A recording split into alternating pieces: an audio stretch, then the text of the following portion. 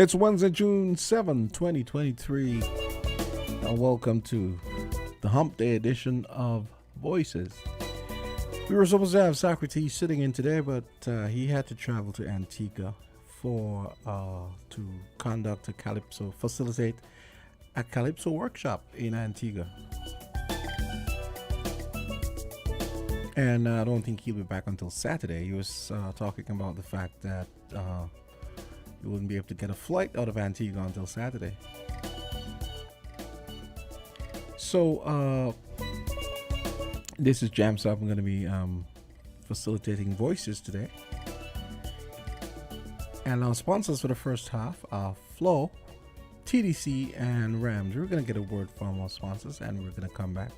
And just in case you're wondering, the numbers are 466-0989, 662-0989, 762-0989. If you're calling from the US or Canada, you can use 718-285-6984, 305-921-4619, and from the UK, it's 033-344-0065. But first, let's get a word from our sponsors and we'll come back. It's basically open mic. You can talk about any topics you want to discuss. We just had the wrapping of the police press conference. You might want to weigh in on that or any other matter on your mind. So when we come back, we can get into it. A word from our sponsors, Flow, TDC, and Rams.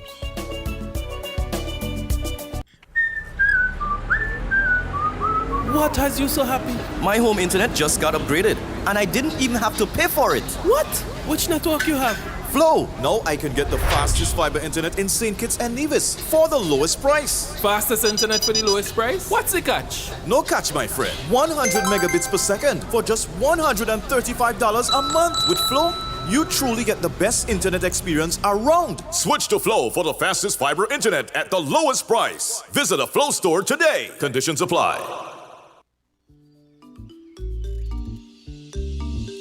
TDC for service, TDC for quality. TDC your company, TDC for service, TDC for quality. TDC your company. Together we succeed, building a strong community, pressing onward to our destiny. One love, one family. Together we succeed. Let the whole world see. Yes, this is 50.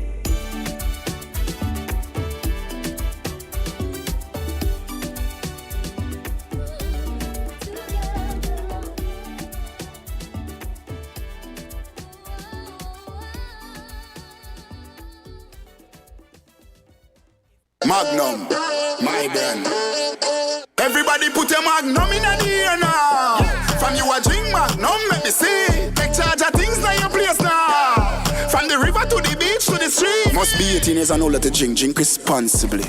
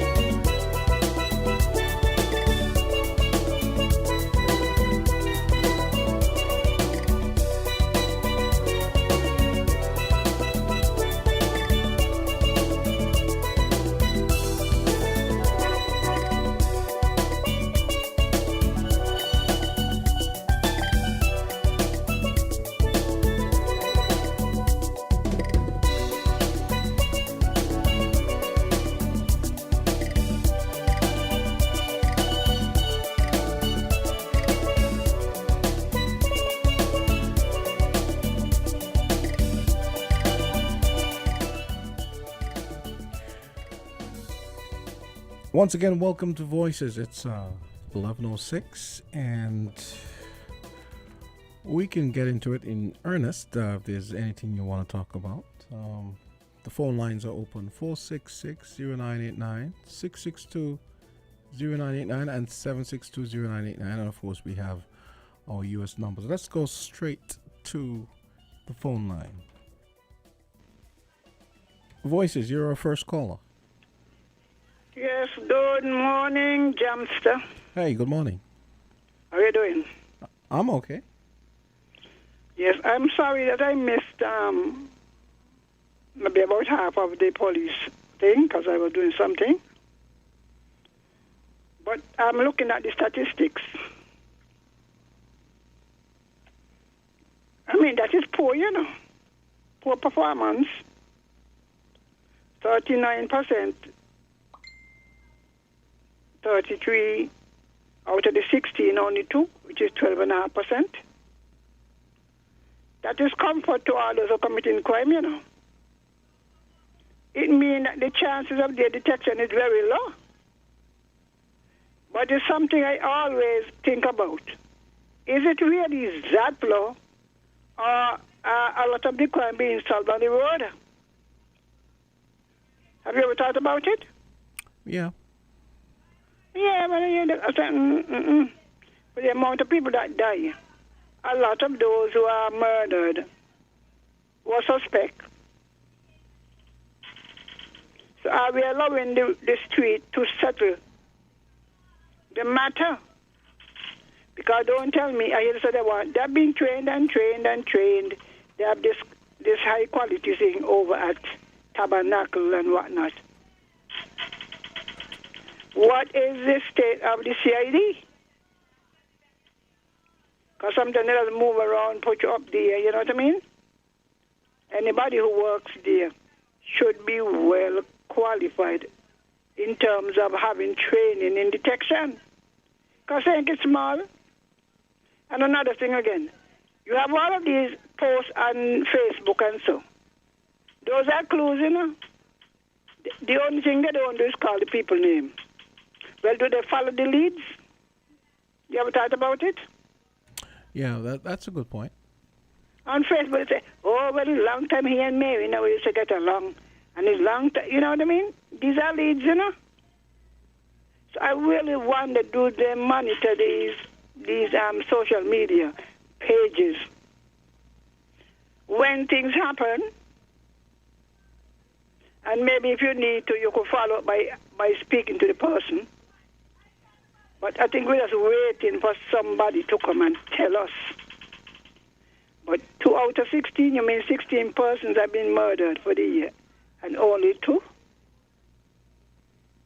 Well, it comes as though the criminals have the upper hand because they are almost sure they're going to get away. But I am not convinced. I well believe, I could be wrong, that a number of the persons who are murdered were suspect in some of these cases. As I said, I could be wrong. And I pray for this country and our young people. I don't know why the cemetery and the prison are so exciting that you would risk your life to go either place. It beats me. What in the cemetery that you sell off? You want a headstone, a big funeral with the colors, and you go to the prison and all you could do is lament? I listen to the young men and I say, my Lord, they have learned skills and so, but their life gone down, not going down the drain, unless they are pardoned when they come out there in the 50s. True. So before you lift up the gun or lift up the knife or plan to kill somebody, choose which one you want. And what does the country benefit from your existence? If all you want to do is to kill somebody and then go jail, or you get killed and then your family have to scrape money together. So to the police, you need to do better. That's CID. But as we say, we like to sit back. In which country you hear they got these little low things? All the time, Sometimes Nevis own is better. Maybe Nevisians are more civic conscious. But you saying it? They see and they talk on the social media, so I don't understand why they can't follow them up. All right then.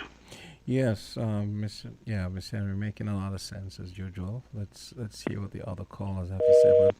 But give us a call. Call us. Miss Henry, I never heard anyone put it like that. What is so enticing about the cemetery and prison? That's a good question. And I also think there is more than enough blame to go around. We like to blame the police and the government, but what about the criminals themselves? What about their parents? Some blame needs to be apportioned there as well. Voices, you're on the air. Okay, Voices, you're on the air. Yes, sir, I'm Jamsta. Hey.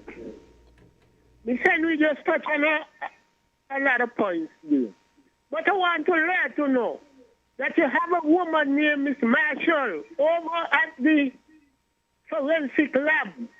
A lot of credentials to her name. And from since she hit the ground here, she is doing a good job in terms of getting cases solved in the court and getting judgment. But I got a problem with both high command. A lady like that, forensic is not easy, Jamsta. You got to bust your brain overnight to match things and get it right. You know that, right? Because if you put on the wrong plate and the record, we go. Jamsta, that lady should hold around to encourage you and get it out of her. How you even got somebody performing like that over in the high performance forensic lab? And you got as the normal police. And all kind of jokers you see up and down the place in khaki. That woman should promote. Miss Marshall should promote. That's number one I have with the commissioner. And next thing again, Rose.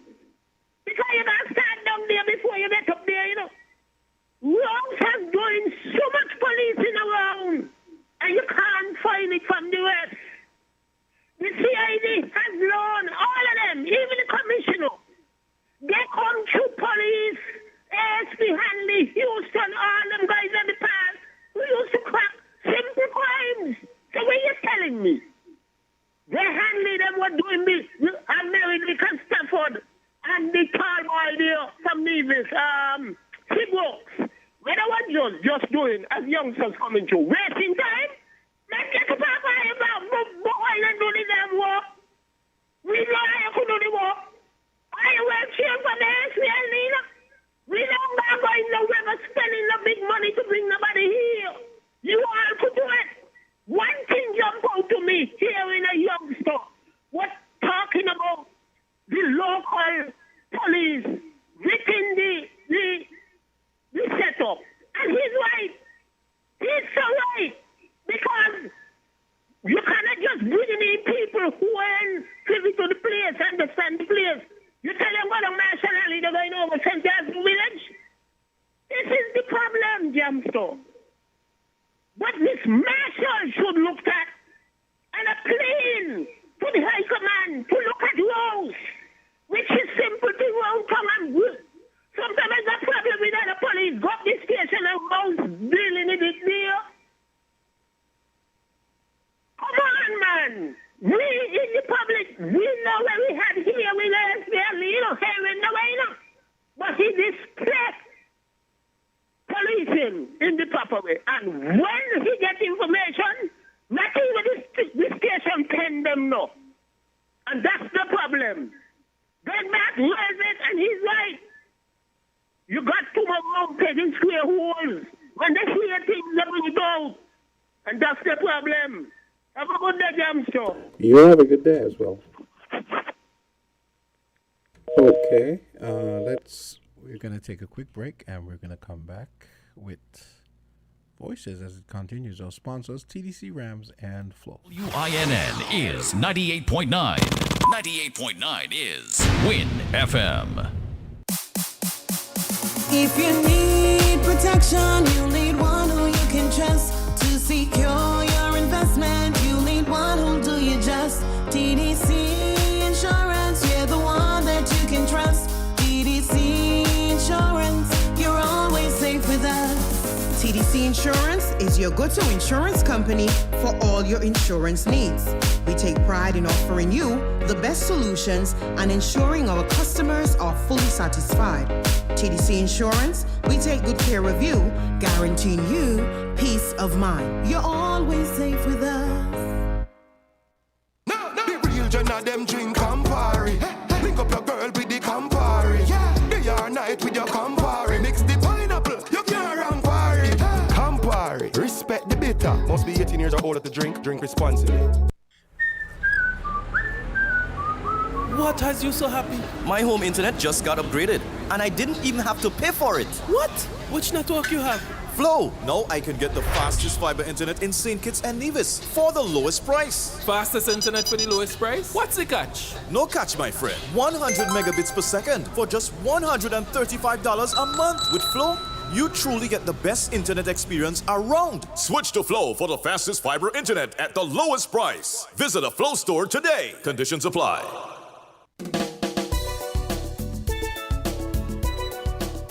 And we're back. It's 70 minutes after 11 o'clock.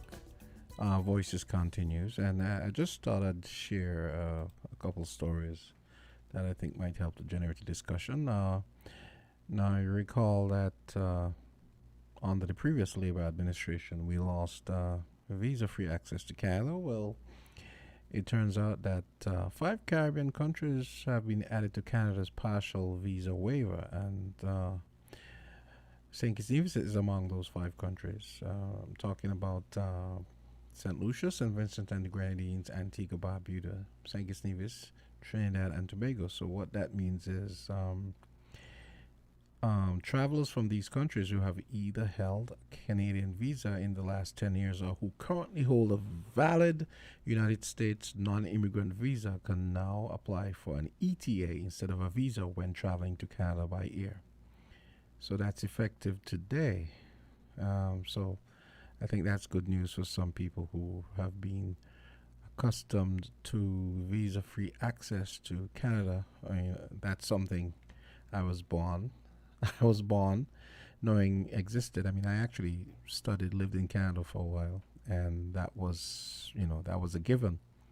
And then it got taken away from us. And it was inconvenient, to say the least. So I'm sure a lot of people who travel frequently between Canada and SKN will be thrilled. Back to the phone lines. Okay, so that person hung up. Keep your calls coming. So that was one story I wanted to draw attention to.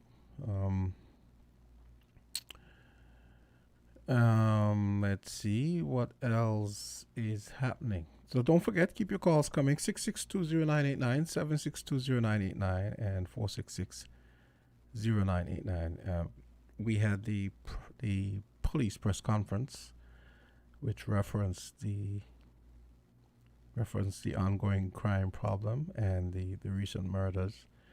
We also had the Prime Minister giving an address yesterday. It was about over an hour late, and I imagine that was because there was yet another, the 16th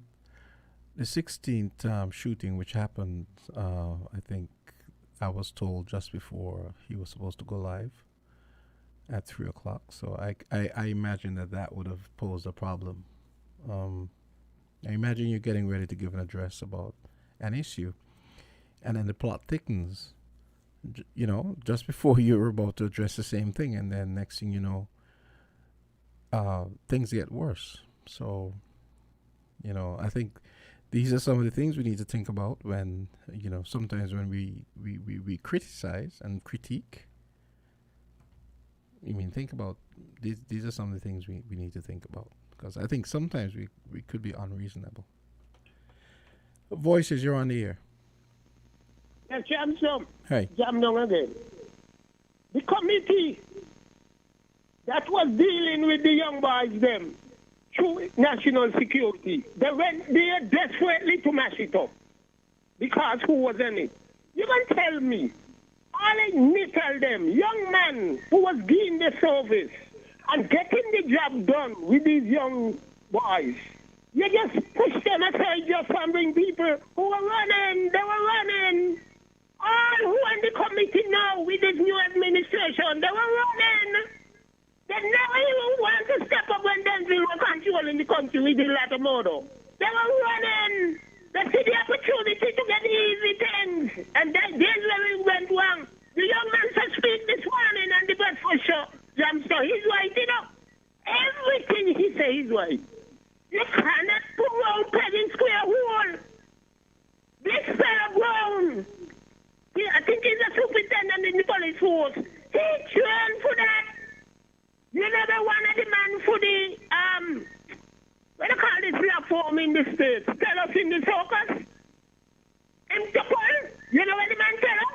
We got hell our youngsters think it's racing. That boy grown from over in the country. He should be national security. Joe, stop laugh, man. Joe, stop. I don't know if his credit ran out, or maybe he had some kind of issue with his phone. But yeah, okay. So keep the calls coming. Another story here about St. Kitts. St. Kitts tourism officials excited about new JetBlue service from New York. So as we go back to the phone lines, voices, you're on the air. It's me again until they call. Okay. Now in the JetBlue, there was some incident in, I don't know if they go to Barbados still, you know, where people were left at the airport. They said they were coming back and then they never showed back up. Do you know about it? No, I never heard. When was this? I think it's December, or somewhere around there, so. Okay. People came down on JetBlue. Well, there must have been and they were saying reason. something about the luggage and they were going to come back. And the people were left stranded. I think the Barbados government had to step in. Okay. But you could check it out. You could search for it. Okay. JetBlue and in Barbados. Okay. Well, it says the service will run from... Yeah, now, are you aware of the state of emergencies in the communities in Jamaica? No. Are you not? Mm-mm. Wherever there's an upsurge in crime, the government goes into Parliament and they declare a state of emergency on an area. It's still going on in different areas, down to St. James, Montego Bay, different parts of Kingston or St. Andrew. They go in and they do it. Okay. It gives them the power to search.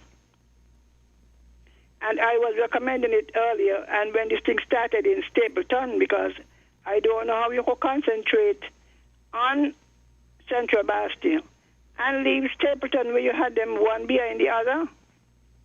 You're aware of that, right? St. Peter's. Yes. Yeah, they should be sorted out. That's a good I said point. so from the beginning, That's a going to good the point. area, since everybody seems to have guns. That's a good point. Sometimes it seems to me sometimes that we as Kittitians and divisions, sometimes we... By the way, could you lift your voice? Yeah, I was saying, it seems to me that sometimes we have trouble thinking outside the box. Because that's a very simple solution. So you have micro, let's say, curfew areas. That kind of makes sense. Rather than it shouldn't necessarily be the whole island, because then that way... No. I tell you, you could check it out in Jamaica. Yeah, that makes sense. It happens all the time. They do it maybe for 90 days, depending on how the thing... If it doesn't change, they extend it. Different parts of the same area, whatever they call them. Different parts of Montego Bay, where Kingston have had a number of them. When, you know, they have this street, this gang and that gang. And when the murders start to pile up, so then, and the whole area. So you come in and go out, you have to pass through police scrutiny. So if I'm reading you correctly, you're saying that they should consider a state of emergency for parts of Bastille then? Man, they should have started with St. Peter's first, because that's where there's lots of killing. Two get shoot up, one guy, one get stabbed to death. You know what I mean? Yeah. It was like a cycle. So for you to overlook St. Peter's, for whatever reason, Stapleton, there was the one who got shot down in Lower Monkey Hill. At the Lower Upper Monkey Hill. We got to deal with it. But the state of emergency should also, it should, I feel like, for example, let's say if they had started with Stapleton, the let's say what should I say, the campaign should include not just policing, but detective work. Yeah. Right? Like, so. That's what I'm saying, because to me that they seem to be weak in that area. So you probably have your detectives and some of the let's say the sharper police officers, because let's face it, they don't seem to be that sharp, to be honest. And they had this peace thing. You could have the infiltration right this or so. Yes, exactly. Yeah, that's what they do, So I am telling them, please, if you don't just do one place, because the people so slick. Some of them join the same gang maybe in town from all over the country. I didn't even know they had all 12 sets of them. I learned this morning from Massive. But for the police, you all think about it. I mean, politics will always run, because sometimes the opposition may oppose, But then they have to ask her, what do you want if we cannot control the homicides and the gun violence? If you have no answer, you're going to have to support. What do you say to this? I have a friend who actually studied forensics. Actually, I know two people who actually did forensics and criminology, and none of them have jobs. None of them have jobs in those fields, and so it makes you wonder how serious we are. I tell you, we look. I said before, I say it again. We're waiting for the cases to be solved on the street. It sounds hard and cruel, but I believe it. I firmly believe it. Sometimes the retribution comes so soon after one. It's suspect. But you think it's me, say you come for me. I mean, you could be wrong, But if you had good detection, and so they could think about it. The people in the area may protest, but it is for their own good. I've been saying it a long time all in Newtown and so. Go house to house. The thing gives you the right, Somebody say, I don't like the thing about search. I said, search house. The same way a man could give a policeman could give a woman a gun to enter a function in her bag. Search men and women, children, everybody search them. All right then. Yes. Okay. Okay. So we're gonna take some more calls right after we hear from our sponsors. It's 11:29. I think this is a good time to go to the break as we have a call coming in. Voices, you're on. Hi. Good morning. Hey. Good morning. My name is Lincoln David, and I'm just calling in once again to say condolences to all the families who would have lost their relatives during this part of violence, and even those who would have died otherwise. Condolences to everyone. However, this situation we are having is one that has to take an approach from every angle. I could only assume that the police will have a plan going forward.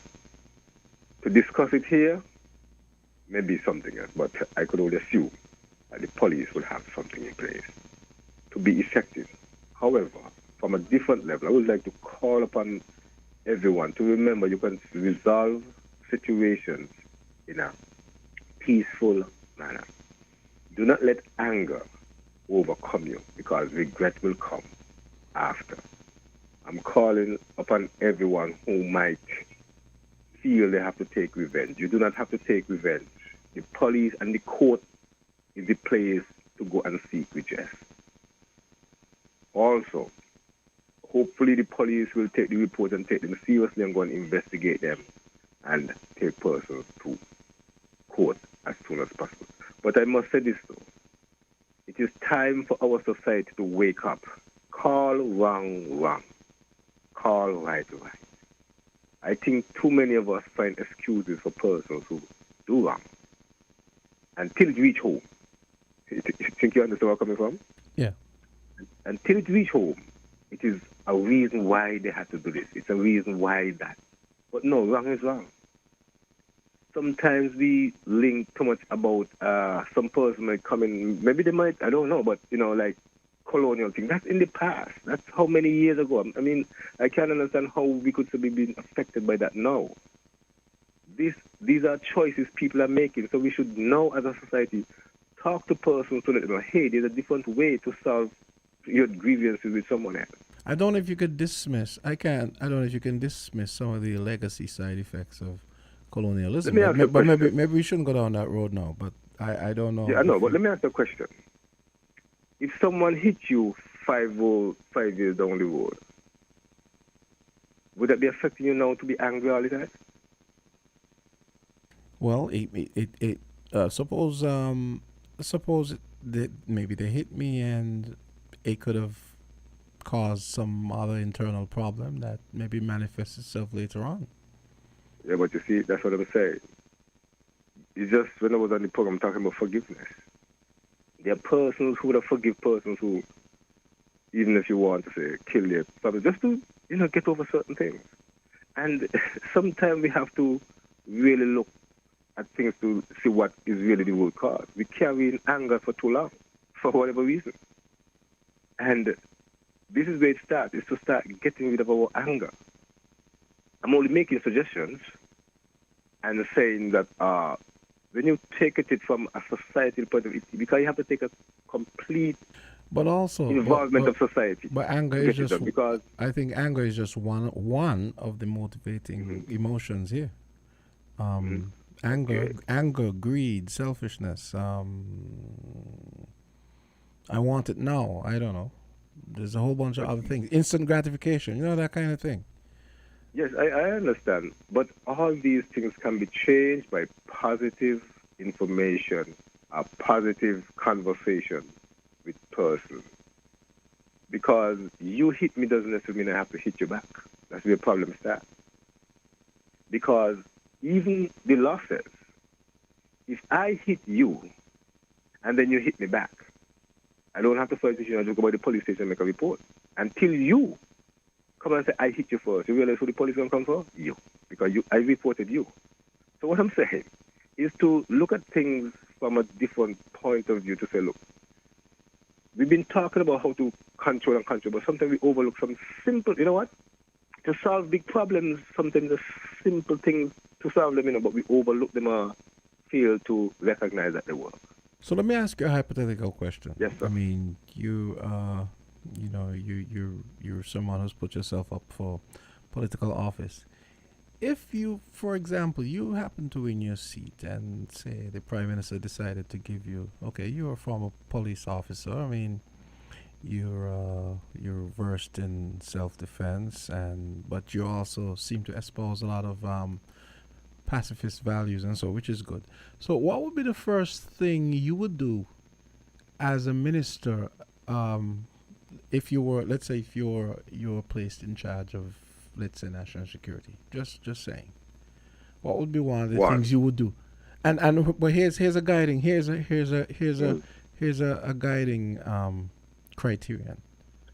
The guiding criterion here is you have to do something that, I don't want to say that not necessarily being tried before, but we want you to think outside the box and really get to the root of the problem and put something in place that will more than likely help to improve things on the crime front. What would you do?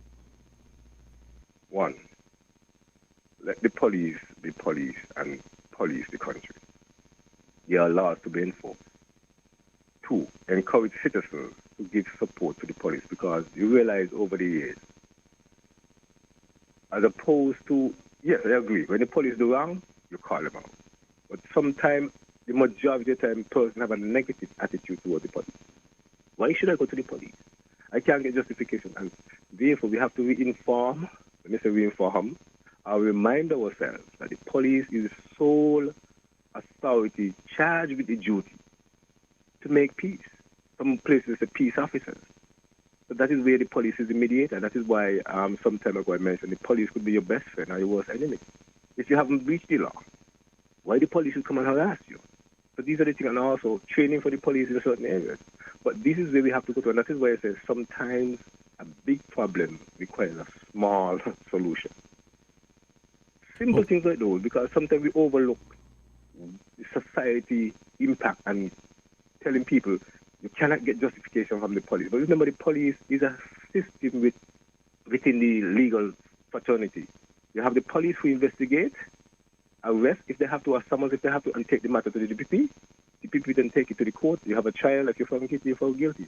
But everybody leave it at the police. The police do not create laws or make laws. The legislature who make the laws. The police only enforce them. So therefore, that's one of the things I believe we have to think is to inform persons, hey, the police is just like football and basketball. You have a referee, right? That's what the police is. The police is the referee.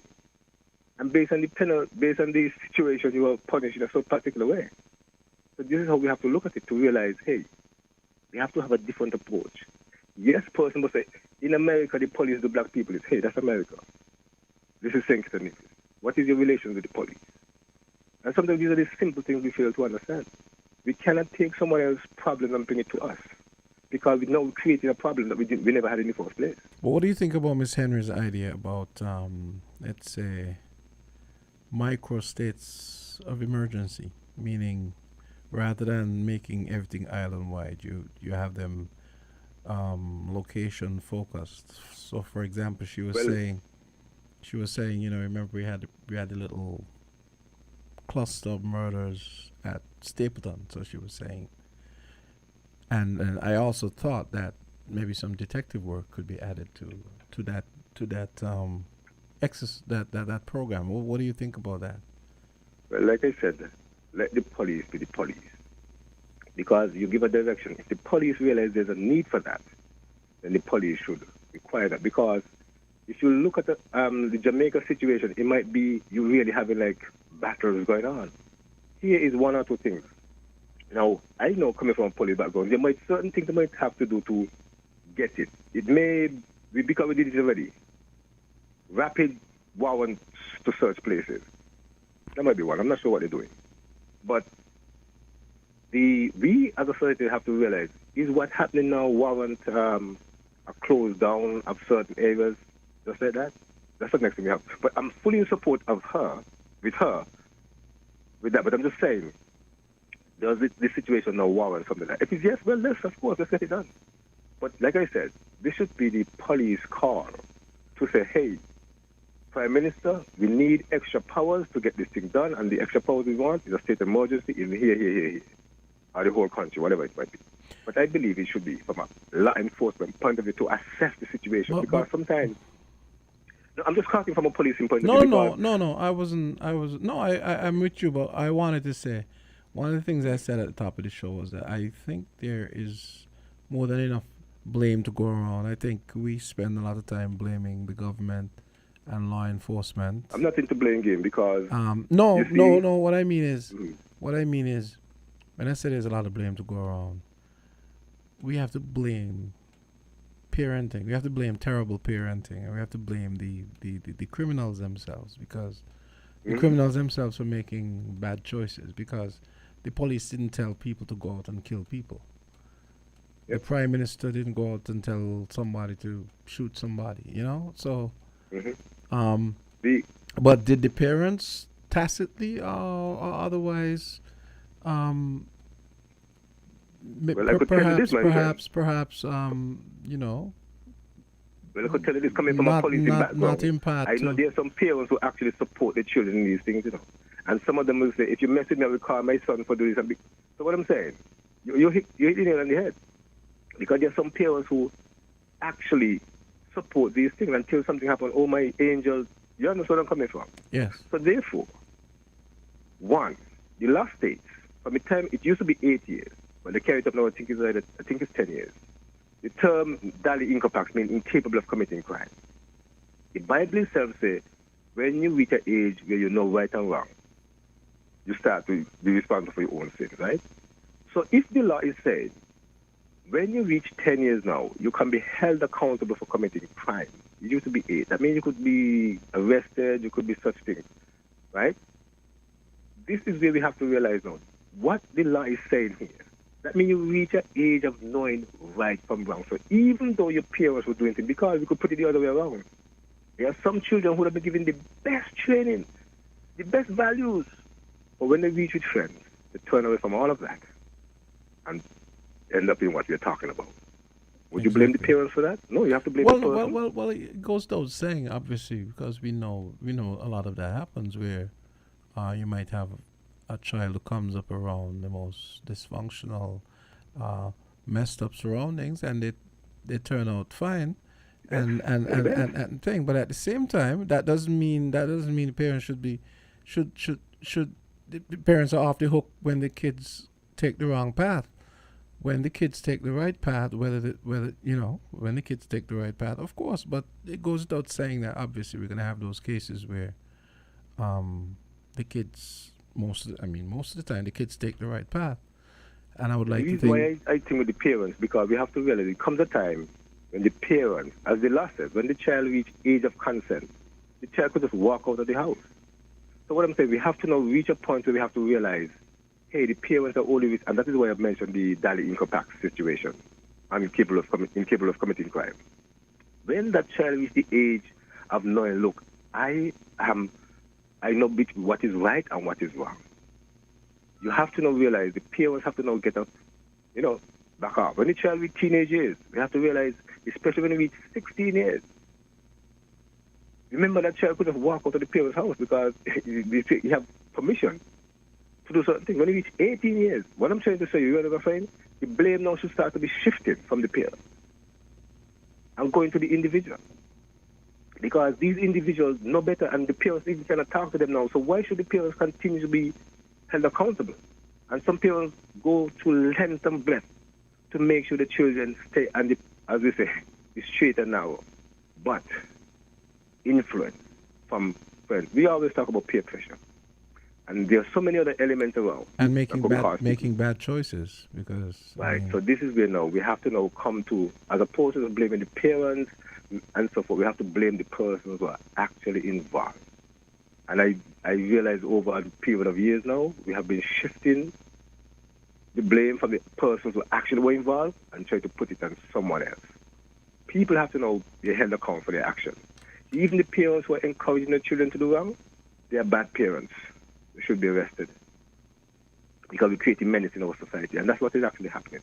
So all I would want to say, my friend, I know we don't have much time because I don't want to take up too much more of your time, but thanks for the questions and allowing me to bring a different perspective, so to speak, to the whole thing, so a person could understand, hey, we have to start giving this blame game. People reach an age when they know right and wrong, and they should be held accountable for it, not the parent. When you're incapable of committing crime according to the law, then you hold the parent accountable because it's the parent's fault. They should control the child, just like with a dog. If you cannot control the dog, who will pay for it? It's the owner, isn't it? Yeah, but the thing is, we have to find them so that they can be brought to justice. Oh, there was a question I wanted to ask before you go. Yes, sir. Do you actually have detectives in the police force? I mean, yes, they do. Yes, they do. Are these very, very good ones. But every successful detection of a crime depends on the information the police receive from people. Remember, the police is not at the scene when something happens. So therefore, if that information is not forthcoming, the police have a very hard time in solving. But there are certain things you could go, but you cannot take to court, I believe, and sometimes the funny thing, let me say this, not because you and I do not get on doesn't mean I really have it in to do you harm, I might be the one to say, hey, look, me and that man can't get on, but this is why I can't get on with him. That doesn't mean I might hurt you. But somebody who you really buddy up with, that's the person, because there are a number of crimes where people who think are somebody's friend, those are the ones who are actually doing foolishness, getting persons hurt and even killed. So it's a society-hotel approach we have to look at.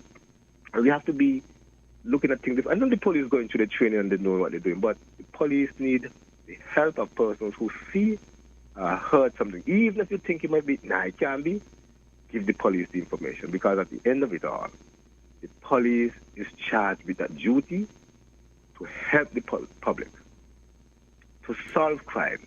And they could only solve crimes by getting the information to lead them to the person who actually commits the crime. Well, Therefore, I'm calling on citizens to assist the police.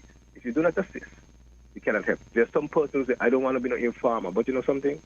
If you do not give the information, one day your turn might come and you really want somebody to give the information to bring justice to you. And this is what I'm saying is that sometime until it reaches to your door, you never see the reason to assist until it hit home. So I'm saying, let us give the police the information. Let us give the police the information. The police could take it to the court. Remember, the court is the arbitrary. If you are guilty, you're guilty. You just make up your mind. If you cannot do the time, don't do the crime. Remember that saying? Yeah. Mm-hmm. Right. So I'm just calling on our citizens. Let us be peaceful. Let us solve things differently. I'm amazed, I'm shocked to see what's happening in our beloved country. I think we're too small for having these things. And it could have a negative impact on our economic development and advancement. Because even though some countries might be more violent than us, the fact is they are bigger than us. So the closeness of that crime to them is not really felt. But when you come into how many square miles? 68. Put Nevis to 108 square miles. It's very closer to you with the impact of the crime. You understand what I'm saying? Yes, absolutely. When you have a bigger country, yes, it's happening. Let's use even Jamaica, you want to say. Jamaica is how many times bigger than things in Nevis. But when that's happening, let's say in Kingston, the other part, something not even hear about that. So it's not, you understand where I'm coming from? Yes, yeah. So we have to realize a lot of things could affect us negatively. And while I don't, because of our size. Yes, while I don't like to use, I never like to use this, sometimes we do this thing where, oh, what about the foreigners? And I didn't want to talk about, music festival is coming up, and you could say that, you could argue that this might affect, make some people think twice. But then we really should be thinking about safety for ourselves. And then, of course, that would redound to the visitors. We shouldn't be thinking about, what do other people think? But for practical purposes, we do have to think about it because, okay, we have Sankey's Music Festival coming up in, 2 weeks, 3 weeks? And, And we have the Mango Fest coming up as well in Nevis. But what I'm saying, my friend Jamsta, if you cannot protect yourself, you cannot protect anyone. And for me, yes, I'm concerned about the visitors coming to our country. But we live here, so we have to get this out of us first. But because you have an economic spin, if persons do not come, you realize our economic engine doesn't come. And if persons are afraid to go out, there come prisoners in the house, you cannot go to buy anything in the supermarket because nobody working. So you see what happens? It starts with us first. So make ourselves first safe. And if we could make ourselves safe, then anybody could come and make safe. Because I personally, when I'm traveling, I go and find out about a country. And if it doesn't sound too good for me, I think twice before I go there. So when you expect people going to think when they come in, I think, and the first thing I say, but it's so small down there. That's why I talk about the closeness. Yeah. The closeness of how things feel.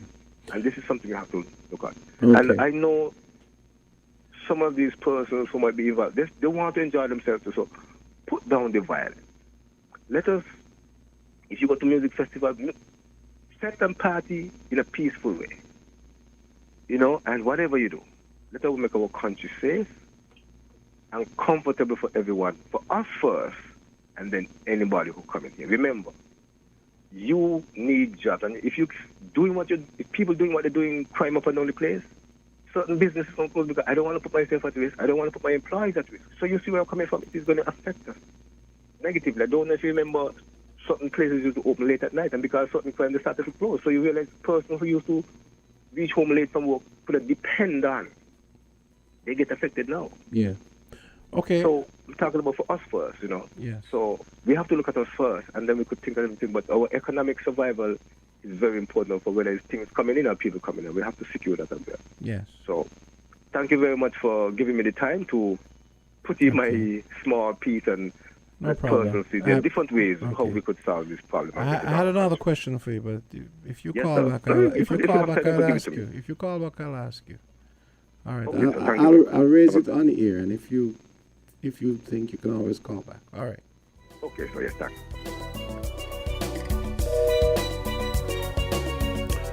So we're going to take a quick break and come back. We have about 9 minutes to news time.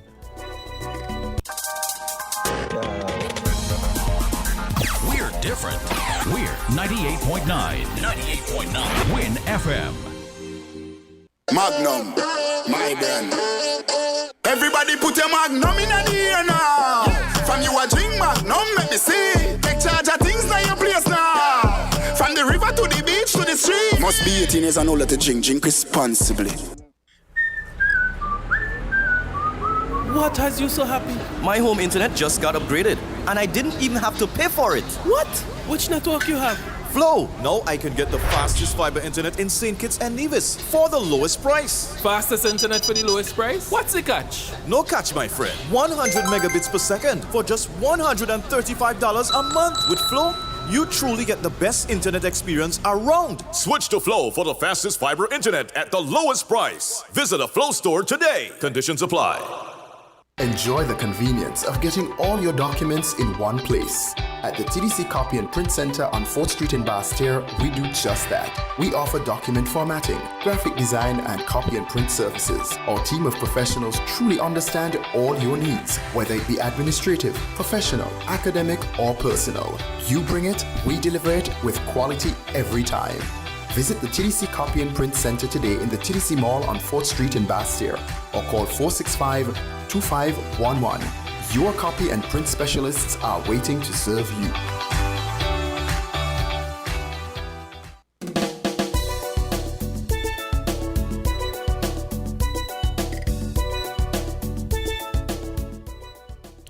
And we're back in our final remaining minutes of the second half. The first half of Voices, sorry. We have about 7 minutes to news time.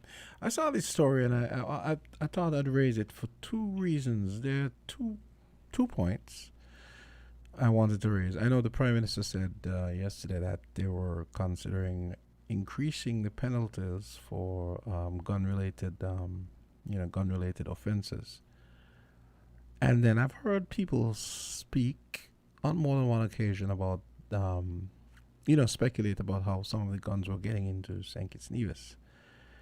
And I've seen with my own eyes when I travel that, sometimes, the foreigners and a lot of times certain colored people of a certain color, they get in and they don't get searched and stuff like this. And I thought about it when I saw this story. So this story I'm reading to allude to both points I just made.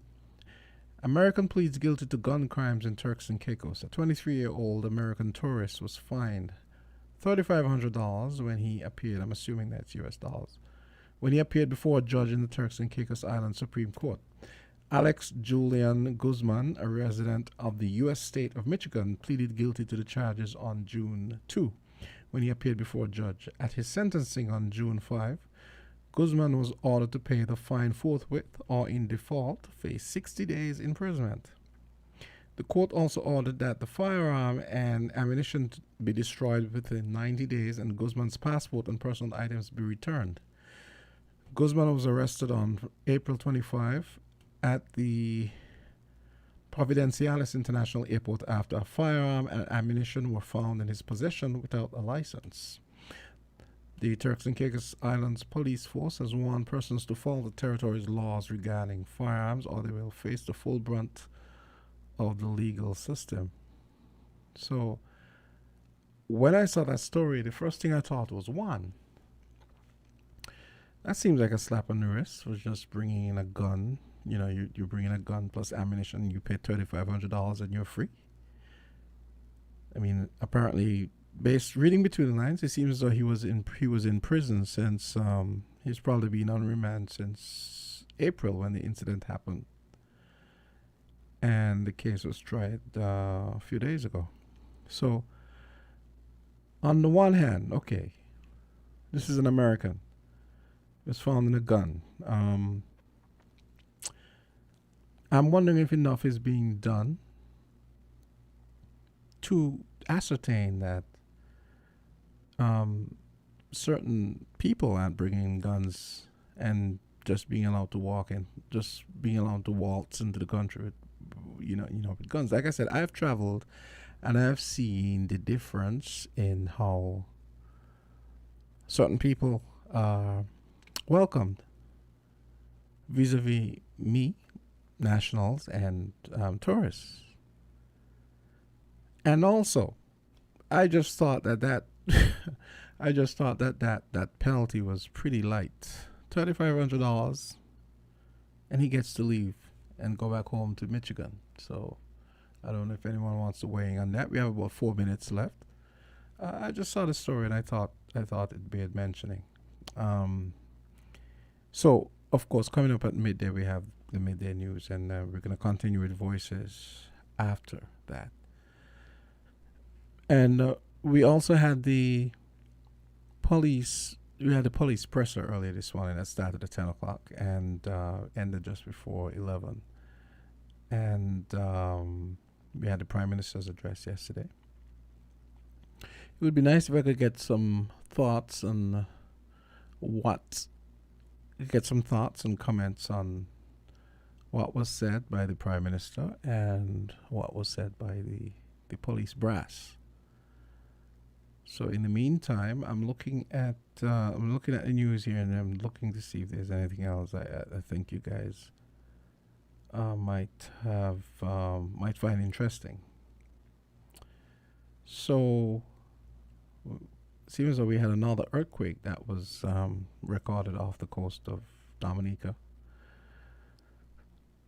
I remember I said to someone, well, we seem to be having a lot of earthquakes, but then the person said, no, it's not that we're having a lot of earthquakes, it's just that they're being reported more. And there might be some truth to that, because I have this news app that's installed on my phone, and I think I installed it just in January, and I think prior to that I probably never saw as much Caribbean-based news in one place. So that could be the reason why I probably didn't realize that these quakes always happen. It's just that maybe I didn't know of them. So yeah, 2 minutes until midday, and it's always interesting to hear how our stories are reported by others. I'm looking at the story here. St. Kitts and Nevis records another murder. This is from Loop News. The murder toll on St. Kitts and Nevis increased to 15 with the murder of a man this morning. The man was shot as he was driving his vehicle along the bypass road of the F.T. Williams Highway. Police did not confirm the victim's identity. That's the extent of the story, but I was just reading it just to get an idea of how it was being covered by by others. This is Loop News, actually. This is Loop News is an app owned by Digicel. Okay, so the Prime Minister, of course, announced yesterday that the government is establishing a task force to deal with crime and violence.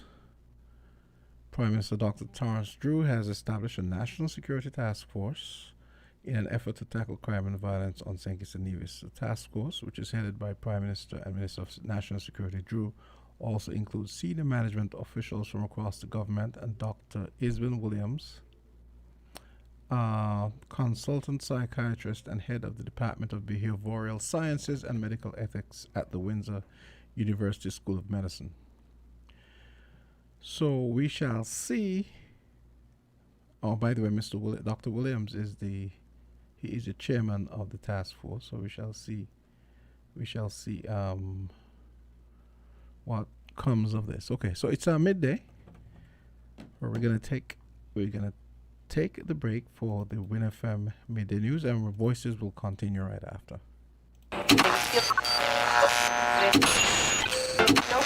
You found the sound. 98.9 Win FM. We now bring you the headline news. The headline news is brought to you by Caribbean Alliance, KDP Enterprises, The Grange, and Carib Brewery.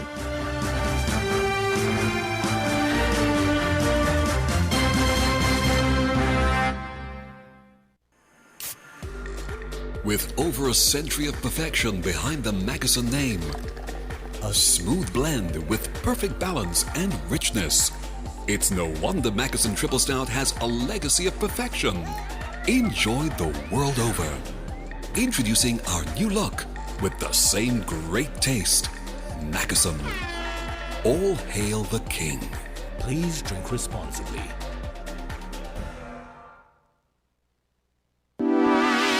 Shipping your cargo shouldn't be a hassle. It can be as easy as a single call to Amerijet International, your worldwide cargo transportation solution.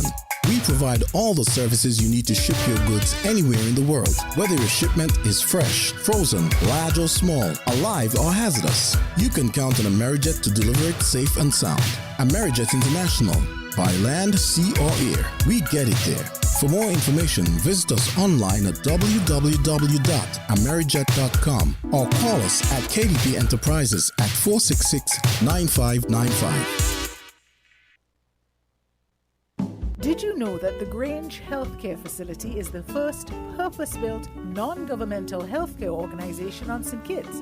It's situated at Otley's, 7 miles east of Basseterre in beautifully landscaped surroundings. The Grange has a team of highly trained professionals and provides care that's rated as being comparable with UK and North American standards. The Grange offers varied accommodations to suit your individual needs, and our all-inclusive packages make the cost of care per hour the most competitive on the island.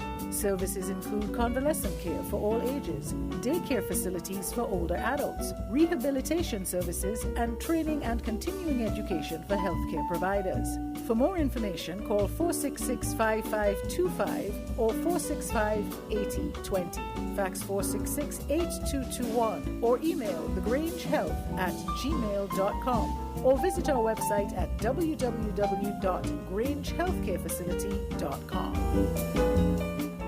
With the WINNFM Midday News, I am Kevon Brown. Our top stories: impassioned pleas flooded the airways as citizens and residents expressed their disgust against the rise in gun violence in St. Kitts and Nevis, while NGOs condemn the increase in crime. Opposition MPs criticize approach, call on Prime Minister to relinquish national security portfolio. Guyana's foreign minister hails support from CARICOM nations in the country's bid for inclusion on the United Nations Security Council. Internationally, floods hit Kherson after the Novokhovka Dam disaster. Now the details.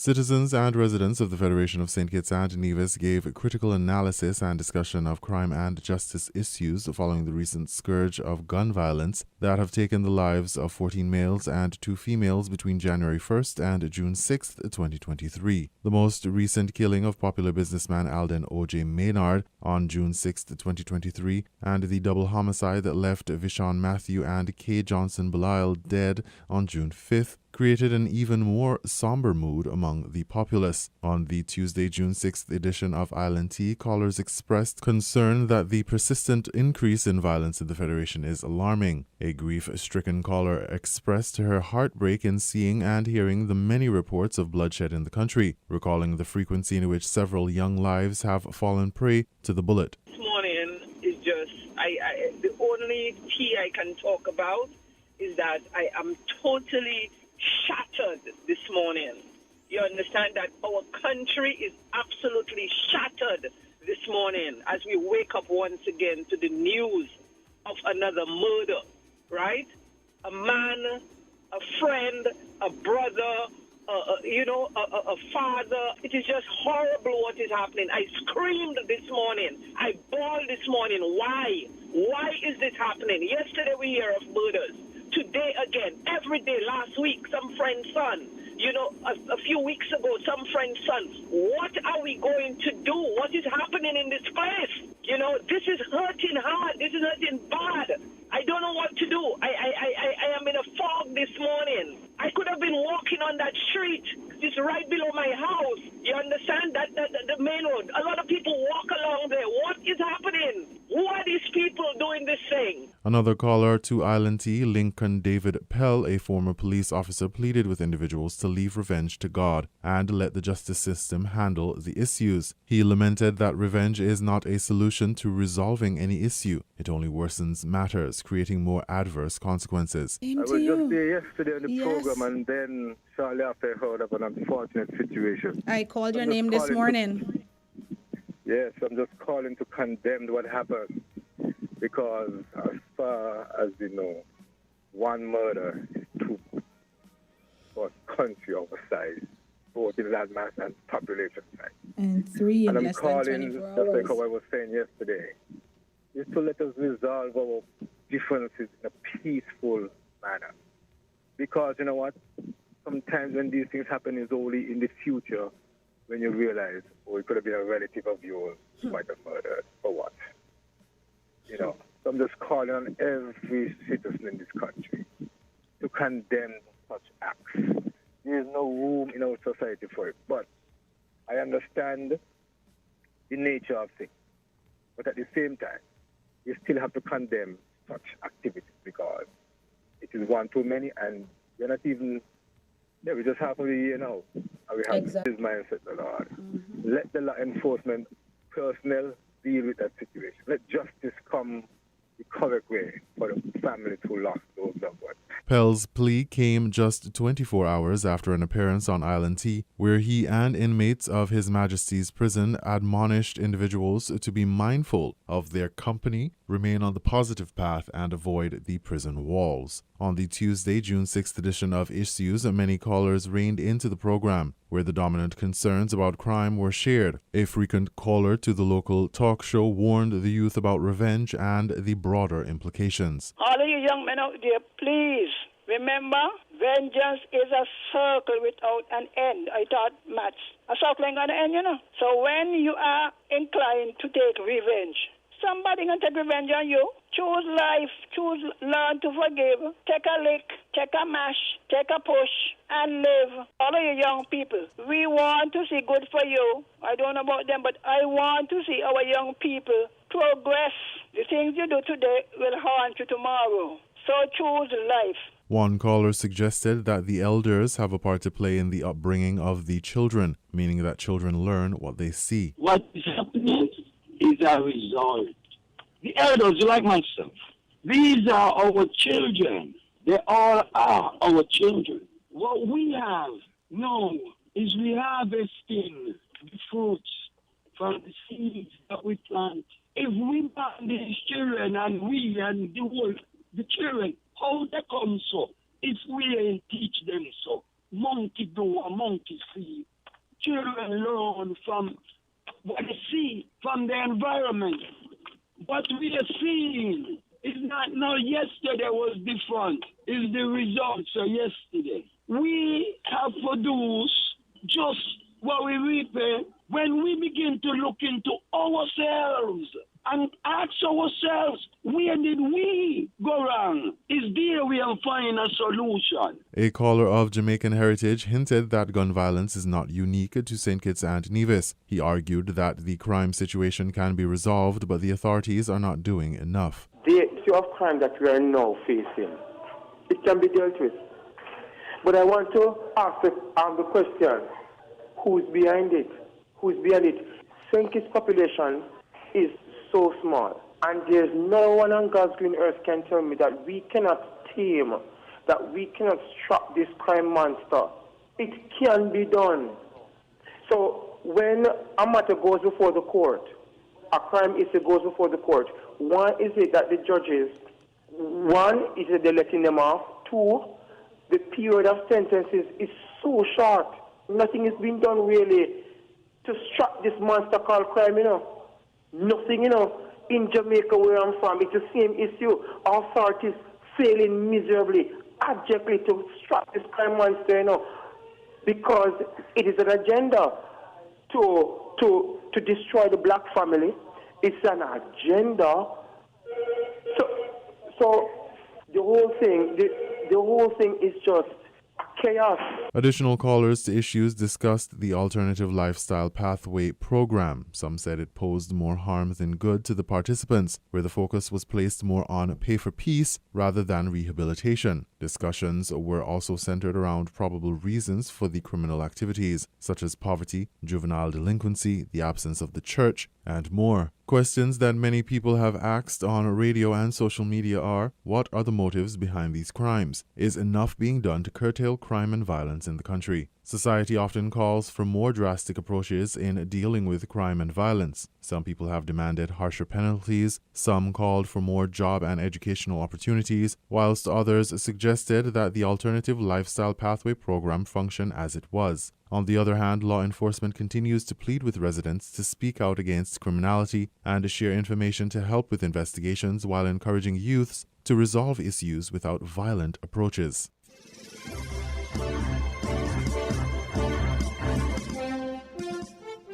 Following the 16th murder in the Federation of St. Kitts and Nevis and the national address from the Prime Minister, the Honourable Dr. Terence Drew, on crime, more have come out to condemn the upsurge in crime within the nation. The NGO coalition, made up of the St. Kitts Nevis Chamber of Industry and Commerce, Bar Association, St. Kitts Evangelical Association and Christian Council, Nevis Evangelical Association and Christian Council, issued a statement expressing concern over and condemned the level of criminal activity recorded for the year thus far. Quote, over the past months, the Federation has witnessed a distressing escalation in gun violence, leaving families shattered and our nation in mourning. These acts of brutality have disrupted the sense of security that is crucial for a progressive society and a tourism-driven economy, end quote. The coalition expressed condolences to the victims' families and friends while calling on the government and security forces to take more aggressive measures, quote, to suppress and eliminate this scourge and bring the perpetrators to justice. While we acknowledge the efforts made by law enforcement agencies, police visibility remains low. We firmly believe that more robust measures are required to curb this wave of violence. The NGO coalition is committed to supporting the government and joint security services in their efforts to combat gun violence and murders. We urge all stakeholders, including civil society and the international community, to join forces in creating a safer and more secure society for all, end quote.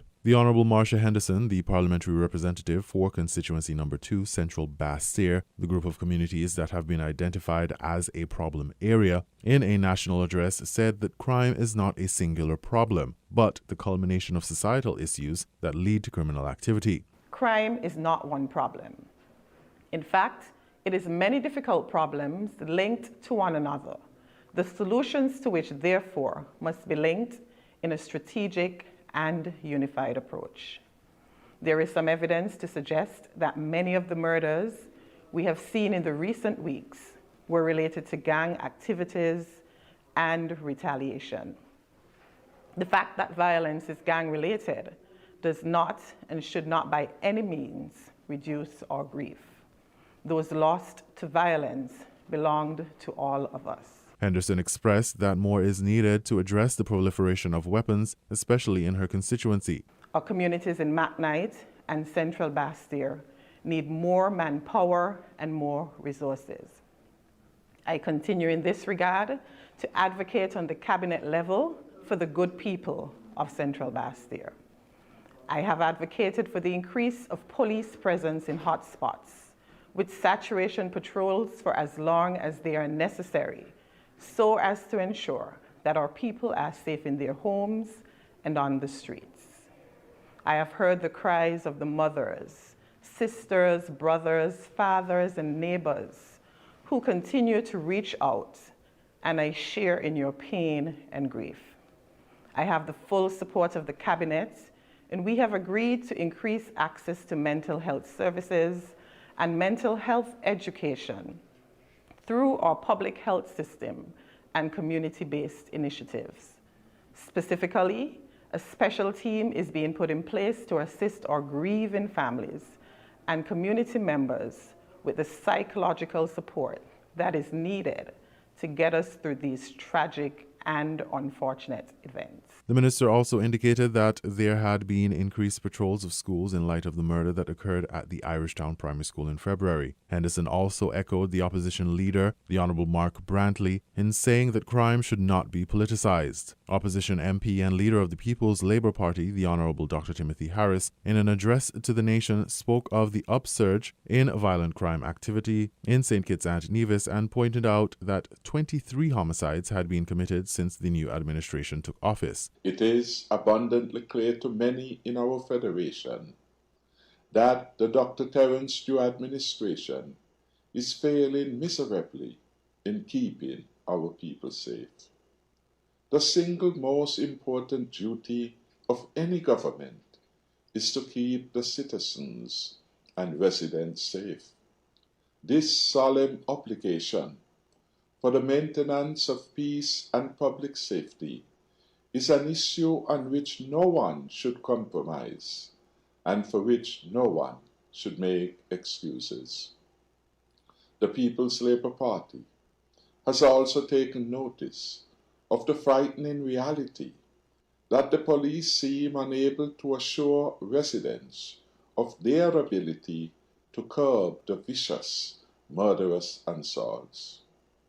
We are going backwards in our maintenance of law and order, the incompetence of the current regime, and its undermining of public confidence in the agencies of law and order have reversed our hard-won gains.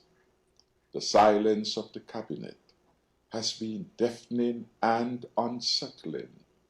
The members of the cabinet appear clueless as to how to govern. Sadly, it is we, the people, who are at risk. It does not have to be this way. We corrected this criminal scourge before, and we must do so again. After criticizing the government and noting what he describes as their inability to curtail the criminal activity, Harris asked those who commit crimes to pursue peaceful methods to resolve conflict. Leader of the People's Action Movement, the Honourable Sean Richards, called on Prime Minister Drew to relinquish the national security portfolio, criticizing the measures the Prime Minister announced in his national address on June 6th to help the escalating crime situation in the Federation. It is painfully evident that the minister is ill-equipped for the role he holds, and change is long overdue. The alarming rise in murders and the unrelenting bloodshed demand decisive action. We refuse to accept half-hearted measures or temporary fixes. We must prioritize the lives of our people over political posturing.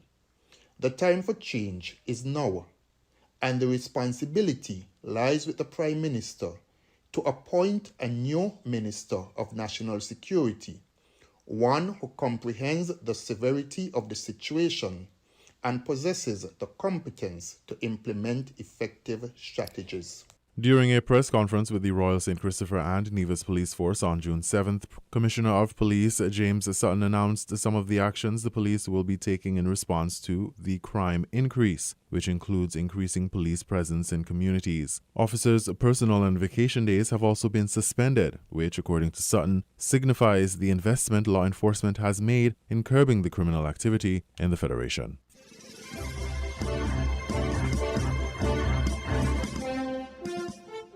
In regional news, Guyana's foreign minister hails support from CARICOM nations in the country's bid for inclusion on the United Nations Security Council. That report and more from Carib Update. Guyana's Foreign Minister Hugh Todd has hailed the support of CARICOM nations in his country's bid to become a member of the United Nations Security Council. Guyana was one of the nations voted for the 10 non-permanent seats to serve on the body for the next 2 years. Guyana secured 191 votes out of a possible 192. The journey that began 12 years ago reached an important milestone this morning with Guyana's election to the United Nations Security Council. My government is extremely grateful for the firm support received from member states. We wish to express our profound gratitude to member states of the Caribbean Community, CARICOM, and GRULAC, and the United Nations for supporting our candidacy and for their offers of support, advice, and encouragement. Starting January 1, 2024, the country will represent the Latin American and Caribbean bloc on the Council. Todd said Guyana will use its position on the Council to be a force for good. This family of nations, we each have diverse experiences and strengths and can bring these to bear in securing our common future. Guyana intends to bring its strengths and experiences to the work of the Council with a view of making a meaningful contribution to the lives of the people impacted by its work. Local government elections will be held in Trinidad and Tobago on August 14. Prime Minister Dr. Keith Rowley made the announcement via the Office of the Prime Minister's Facebook page late Tuesday. He announced that the date for nominations will be Monday, June 26th. The announcement comes almost 3 weeks after the Privy Council ruled that the government was wrong to postpone the elections and extend the life of municipal corporation officials by 1 year. Rowley has also chosen to call the poll a mere 4 days before the 90-day window for holding of the elections. In an immediate response, the United National Congress, in a statement yesterday, called the announcement of the election date a victory on its own. JetBlue is adding 2 Caribbean destinations from November, including St. Kitts and Nevis, and expanding services to the Bahamas and Grenada. For the first time in history, Grenada will have a direct flight from Boston starting November 4. JetBlue currently flies daily to the Spice Island from New York, and American flies from Miami. Delta also has seasonal flights from Atlanta. JetBlue's flight from Boston to Grenada will be on Saturdays only. Service from New York's JFK to St. Kitts will begin November 2 and will operate Tuesdays, Thursdays, and Sundays. The airline is going into Belize also for the first time in December with 3 weekly flights on Mondays, Wednesdays, and Saturdays. JetBlue's expanded Caribbean schedule will also see a direct Saturday flight from Los Angeles to Nassau in the Bahamas.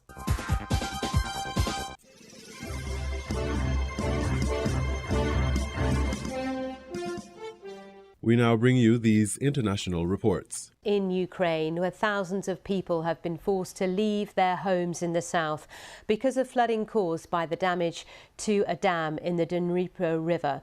President Zelensky said 80 towns and villages may be flooded after this attack, which he blames on Russia. Water is surging down the river, is said to be posing a catastrophic flooding risk to the city of Kherson.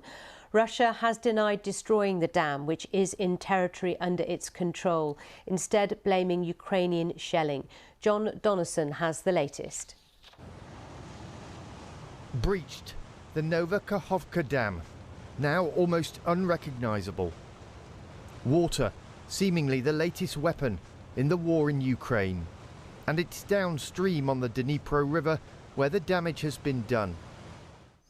In Ukrainian-controlled territory to the west, officials say 17,000 people need to flee their homes, another 25,000 in the Russian-occupied east. In Kherson, under Ukrainian control, there are fears the flooding could become catastrophic, and it's not the only worry.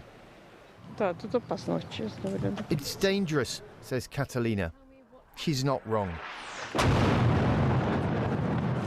Russia pulled out of this city last year, but its forces are not far away.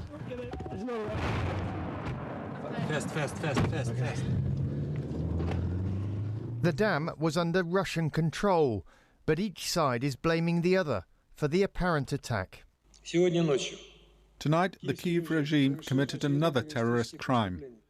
The Kakhovka hydroelectric dam was blown up, which led to the flooding of significant territories. The whole world will know about this Russian war crime, the crime of genocide. Such deliberate acts by the Russian occupiers of the dam and other structures of the Kakhovka hydropower plant is an environmental bomb of mass destruction. So what is the significance of the Nova Kakhovka Dam? First, it supplies water to vast swathes of agricultural land, including in Crimea. But the reservoir behind it also provides water to cool the Zaporizhzhia nuclear power plant. Both areas are under Russian control. It looks like a natural disaster, But this was man-made. Whoever did this knew that the consequences would be massive, but they were prepared to do it anyway. John Donnison, BBC News. I talked to Alexander Gillespie about some of these developments. He's Professor of International Law at the University of Waikato in New Zealand. I asked him about the difficulty in terms of trying to identify who is behind this attack on the dam. I think we're looking at a unique moment in history because what we may be seeing is the commission of a war crime. It's something that we used to see originally in many earlier centuries, but it's been made illegal since the 1970s. There will be the question of who did it, but something's definitely changing out there right now. And therefore, with this war in Ukraine, the conflict in Ukraine, the finger's often pointed at Russia for many of the crimes taking place. Whilst the conflict is in motion, of course, it presents very huge difficulties in terms of the legalities of this going forward, doesn't it? It does. I mean, right now, everything's just alleged, but we'll have to start collecting evidence. But what you have fundamentally is an act which is disproportionate and indiscriminate, of which the civilians will bear the brunt of it. It may also be an environmental crime because it's widespread, severe and long-lasting. But right now it's about getting the evidence. But you are seeing something unique because this is a threshold that has not been crossed so far this century. In terms of the international bodies that will be investigating this, trying to find out what really happened, who is responsible, talk us through that. So far, the International Criminal Court has got one charge against the Russian administration, and that's with regards to the illegal deportation of children.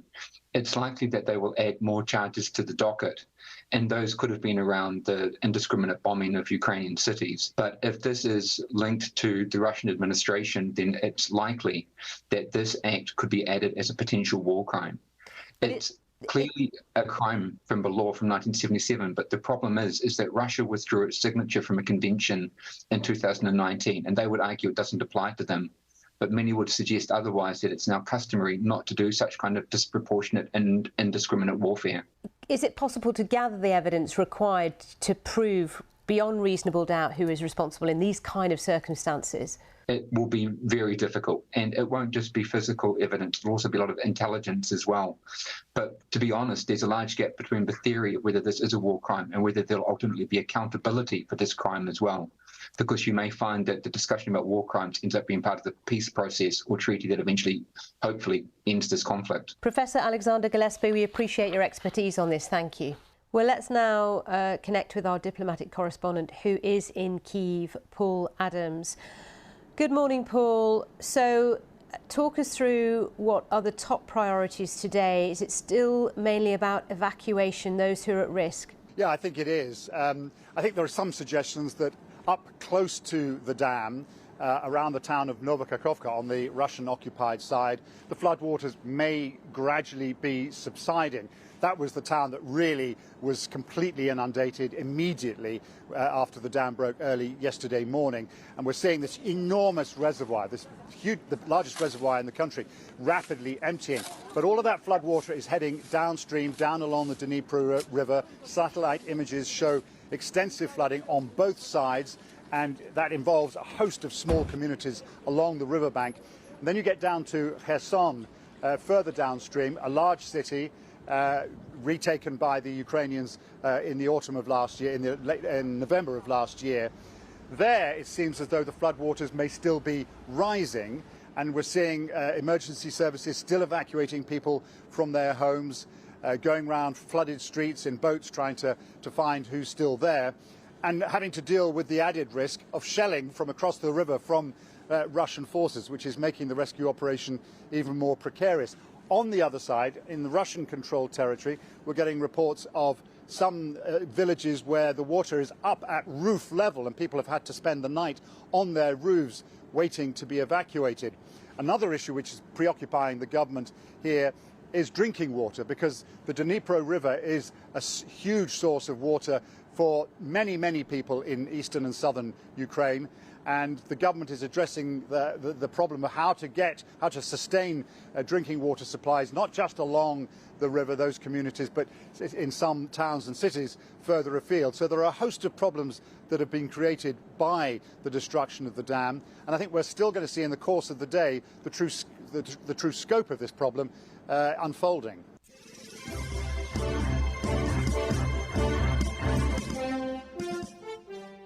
Chinese exports tumbled in May. Figures out Wednesday showed overseas shipments slumping 7.5% on the year.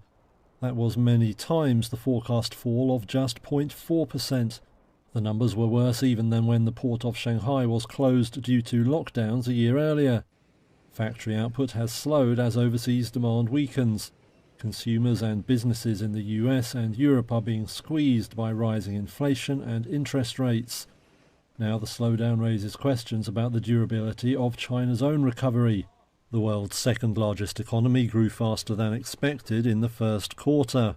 It was helped by a recovery in services and a backlog of orders after years of disruption due to the global health crisis.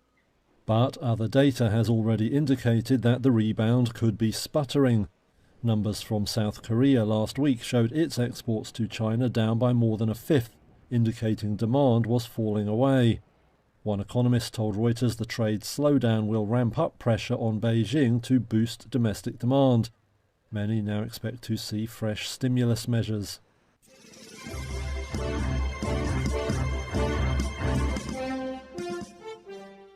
The Pope, you remember that yesterday we brought you the news that he had gone to Rome's Gemelli Hospital for a checkup. He then returned back to his residence. Well, we now understand that the Pope has been hospitalised for an intestine operation. This is coming to us via the Reuters news agency, who are quoting the Answer news agency. And something else that's coming to us here, the Pope is set to remain in hospital, we understand, for some time. The visit yesterday was to carry out what was described as some clinical tests that took place in the morning, and the Pope then returned to the Vatican before midday. So he's now been hospitalised this morning for an intestinal operation. We don't know when that is going to take place. He's had some ill health over the last few months. Certainly in March, you remember he was in hospital, again, the Gemelli Hospital, for a few days in relation to a respiratory infection. He was seen earlier this year. In fact, he's been seen on a number of occasions in his wheelchair. In February, he took a trip to Sudan, to the African continent, there also seen again in his wheelchair. So what we're learning this morning is that the Pope is to undergo abdominal surgery under general anaesthetic, following a visit yesterday to Rome's Gemelli Hospital, and we understand that he will remain in hospital for some days, and that is coming from the Vatican via the Reuters news agency. And you can see scenes there of him in his wheelchair. He has had ill health over the last few months, and certainly last year as well, seen increasingly in his wheelchair in order to get about. So abdominal surgery to take place for Pope Francis in Rome's Gemelli Hospital. We don't know when exactly he will have that surgery, but it will be under general anaesthetic, and according to the Vatican, he will remain in hospital for some days.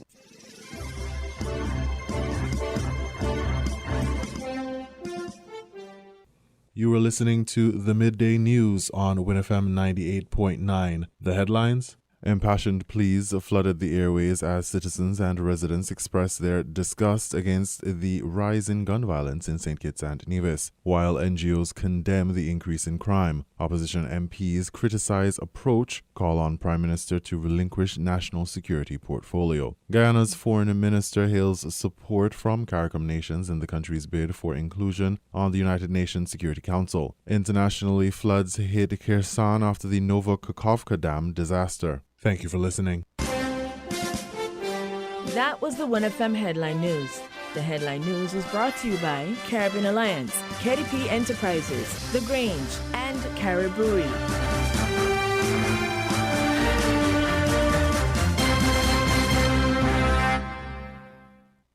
Did you know that the Grange Healthcare Facility is the first purpose-built, non-governmental healthcare organisation on St Kitts? It's situated at Otley's, 7 miles east of Basseterre in beautifully landscaped surroundings. The Grange has a team of highly trained professionals and provides care that's rated as being comparable with UK and North American standards. The Grange offers varied accommodations to suit your individual needs, and our all-inclusive packages make the cost of care per hour the most competitive on the island. Services include convalescent care for all ages, daycare facilities for older adults, rehabilitation services, and training and continuing education for healthcare providers. For more information, call 466-5525 or 465-8020. Fax 466-8221 or email thegrangehealth@gmail.com or visit our website at www.grangehealthcarefacility.com. When it comes to the important things in life, your health, your education, your choice of a life partner, and of course your insurance provider, only the best will do. Caribbean Alliance Insurance is the only insurance company in the Eastern Caribbean with an A excellent rating. We have a robust 3-tier reinsurance strategy that protects our policyholders from multiple catastrophes, even if they occur in quick succession. We spread our risks over 18 territories, ensuring minimal impact to individual territories when a disaster strikes. We provide an excellent claims experience. Claim settlement is usually between 24 to 48 hours. Our A excellent rating means that you are more secure with us. Contact us for motor, property, marine, public liability, employer's liability, and other policies. Delisle Walwyn, people you can trust. Local agent for Caribbean Alliance Insurance. Tomorrow secured. Shipping your cargo shouldn't be a hassle. It can be as easy as a single call to Amerijet International, your worldwide cargo transportation solution. We provide all the services you need to ship your goods anywhere in the world, whether your shipment is fresh, frozen, large or small, alive or hazardous. You can count on Amerijet to deliver it safe and sound. Amerijet International, by land, sea or air, we get it there. For more information, visit us online at www.amerijet.com or call us at KDP Enterprises at 466-9595. Maybe it's the way the brilliant gold liquid reflects our sunshine, or how the bright blue of its label mirrors the clear Caribbean skies overhead. Maybe it's the fresh, crisp taste of this beastly cold beer on a scorching hot day. Maybe it's even the way it brings us all together. But one thing is for sure, Carib is very much a part of who we are wherever we're from in the Caribbean. Carib. It's the way we play. Drink responsibly. We're different. We're 98.9. 98.9. Win FM.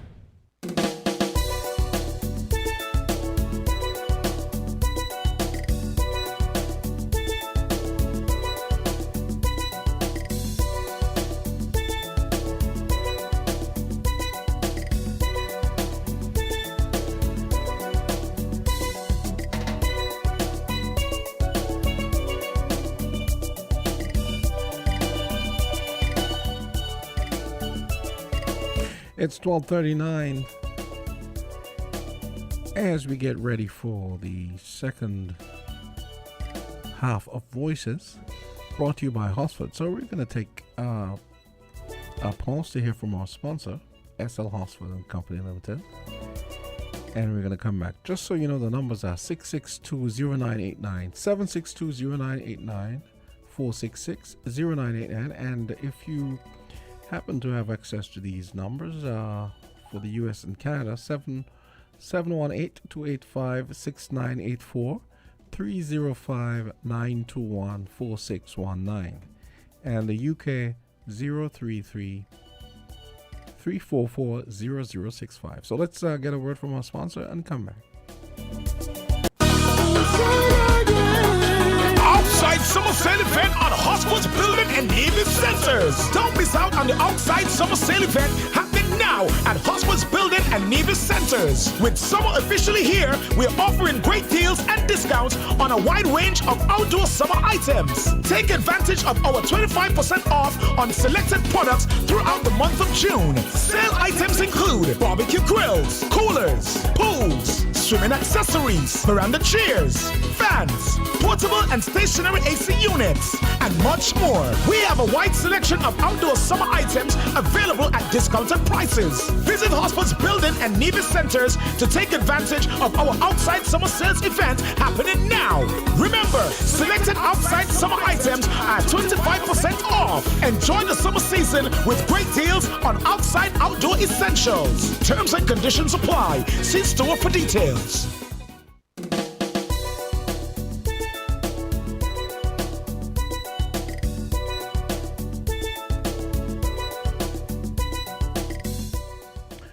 Well, we're ready to rumble. We got 2 phone lines going already. Voices, you're on the air.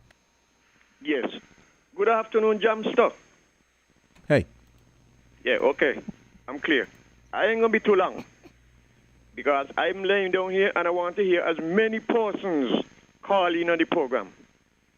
So those people who believe they could come on the program and take breakfast, lunch, and dinner and snacks, tell them ease up. Other people want to call in, but I'm going to make it short. Over the years, I have been calling in on talk shows and suggesting that the authorities in the government, they have an amnesty on guns. And when that amnesty is expired, and they catch me, or you Jamsta, or Bonansi, with any illegal gun, the penalty supposed to be so harsh that others who want to go and buy a gun without having the correct permit to have a gun, they will think 40 times before they do that. But nobody take me on because I didn't went no college. I went simple village school and then senior school, and that's it. He ain't gonna college, he ain't gonna degree. So being a study he. And you see what happened now? When they refuse to do what is suggested to be done, common sense alone, they don't need a book sense to tell them that, and a rocket sense. Now the horse don't get out of the stable. They're running behind the horse to catch it to go back in, but they can't catch the horse. But still there is hope. All they have to do, let the law enforcers, whether it's soldiers, police, or whosoever, customer, whatsoever, immigration, everybody, let them be visible on the grounds in the community, walk around and get themselves familiar with the people and let the people get familiar with them and show them that they don't have to be afraid of police nor nobody. Just obey the law. Just obey the law and the country will go good. Jamsta, thank you very much, brother. Okay, great. Okay, and he was shot, as he said he would be. So there was actually someone calling while Culture was talking. So hopefully, okay, here we go. Voices, you're on the air. Good afternoon, Jamsta. Good afternoon. Jamsta, I listened this morning, right? Okay, and so now I listened. Okay, go ahead. Be brief. Hello? I was saying be brief because there's someone calling. Yes, Jamsta. Yeah. I Okay. listened the police press conference and I listened to the start of the program this morning. And truthfully, Jamsta, I just couldn't find the words. But just permit me to say this briefly, Jamsta. Sure, because you can always call back. Yeah. I don't know if what percentage of this element that is in our community that is making us quick to pull the trigger. How do you measure that element of this gun violence within our people that would put you to pull the trigger and take life, Jamsta? Now, I don't know if it is modified diet, whether it is hate, greed, or envy. But these are elements that is among us, Jamsta. Now, how do we deal with it? Because, Jamsta, let me say this quickly, to those who are having weapons of death, it's almost like they have an appetite because to have a gun, you have to use it.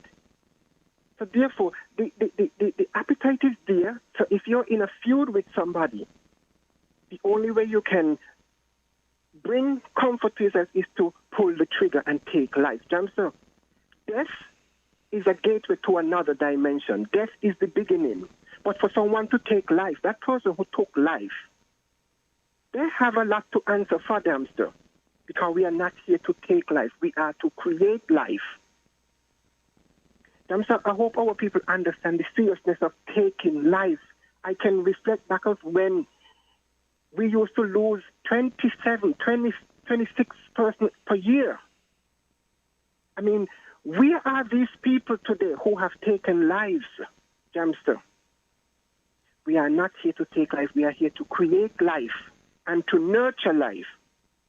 So again, Jamsta, I don't know if it is modified diet that is causing us to be what we are, because when certain people said these things, like I would say we are fulfilling scriptures, Jamsta. I said it because it is our reality, but let us go back to who put it there. Who put this in the book that says, in the last days, these things will be happening? Because remember, I'll give you an example, Jamsta. I'm going to be brief. Remember the woman, when the people brought the woman to Jesus, who was condemned for having an affair. What Jesus did, he wrote on the ground. Now, the point I'm trying to make to you, Jamsta, the earth have our database. When Jesus knelt and wrote on the ground, he was getting information from all of us because of the alignment that he was in nature. The earth is our data bank, Jamsta. So when he knelt down and he wrote on the ground and pretend that he didn't hear them, and he said, which one of you is without stone, without sin, cast the first stone? The earth has our information. You and I can tap into it, Jamsta, but we are far from it now because we are toxic with our modified diet. Who have given us modified diet, Jamsta? Look at what we are eating today. Are you following me, Jamsta? Yes, I'm following you, but we have another caller, is deep, so you know, you have but to... I know a lot of people are not ready for it, Jamsta. The earth is our data bank, Jamsta. We have lost that power because we are toxic with GMOs, among other things. That's why I say, I don't know if it's modified diet is causing us to take life, Jamsta, but that is not us. It is not our culture. Thank you for hearing me, Jamsta. Okay, great. Let's move on to the caller. Go right ahead. Voices. Good day, sir. Thank you for taking my call. Hey. Yes, let me start off by saying this. About 12 years ago, I called into Voices. And this is what I said. I said the individuals who are involved in gangs, they at the time cannot be saved. What we need to do is to prevent another generation from getting in gangs. I remember the caller that called in after me said I sounded foolish. But let us understand, 12 years ago, now, most of the individuals who were involved in the gangs at the time, at least 95% of them are dead or in prison. We allowed another generation to get involved. Because 12 years ago when I called in, let us take away 12 from the age of many of the individuals who are dying, and we will see how young they were at the time. I was hoping, I listened to the Prime Minister's speech. I listened to the Chief of Police. I was hoping to hear the Attorney General. Because the police officers' hands are tied because there are no appropriate laws that have been put in place for the past 20 years to combat this problem. The Prime Minister can talk. The Chief of Police can talk. But until the Attorney General introduces laws, strict laws, for example, some serious mandatory sentences for when people are caught with guns. It is time that people are deemed rogue and vagabond. And the court, when you are deemed rogue and vagabonds in these situations, you cannot be seen with any person under the age of 18 unless it's your child. Because the reason why I said that, they are recruiting from the schools. We need to go into the schools and speak to the kids. There are young ladies involved in these killings who are getting guys to be in places. This thing needs to be solved. We cannot allow another generation of young Kittians to lose their lives. Because when you get involved in gangs in St. Kitts, where are you going to run? You stay in McKnight, you stay in the village. Eventually, you're going to be caught. You're going to get killed. There is no goodness coming out of it. I spent 22 years as a police officer in St. Kitts, and I have not seen anybody come out of the gang business in St. Kitts with success. All of them are ending up dead. There is no goodness in it. So to those of you who are thinking about being a part of it, it's a death sentence. I am calling on the Attorney General to introduce the appropriate laws in the Federation to help the police to combat this problem. Just saying that you're going to introduce task force and all of these things. We need the appropriate laws. Politicians cannot continue to point finger at each other. They need to come together and to introduce the appropriate laws with the leadership of the Attorney General. Thank you very much. Thank you. Okay, let's move to another call. Okay. Okay, callers, keep the calls coming. 466-0989, 662-0989, and 762-0989 as we take your calls. We have, what time is it? Okay, 8 minutes on till 1 o'clock. Voices, you're on. Good afternoon, Jamsta. Oh, hi. I'd like to propose 3 things that we do going forward. Okay? One, we absolutely need to take the politics out of crime. I know it's hard, but we absolutely need to do this if we're gonna have consensus and singularity of purpose in solving this. Okay, you listen to the opposition reaction, and they can't resist linking what's happening and comparing it to what they term as their success in the past administration. Okay, they look at it as current government incompetence, and that in itself doesn't help, because what happens there is that the current government gets defensive and essentially regard any criticism as just propaganda by the critics. All right, we're not having an election soon, as far as I know, and it just burns up energy when we do that. So that's one of the things we can do straight off. Try to take the politics out of crime. The second thing we need to do is establish some facts. We can't solve the problem if we don't know exactly what we're dealing with, right? Everybody now runs away from apportioning blame, but it's necessary to do that to understand, analyze the problem, okay? Because we're not assigning blame to castigate or absolve any group in society. What we're doing there is trying to take corrective action, to determine what steps are going to be needed. And we are likely to find that the problem is so complex that it has a multitude of causes. Okay, so we shouldn't run away from, at least, we might call it assigning blame, but it's actually trying to analyze the problem. What is causing this, and how do we move forward? Okay?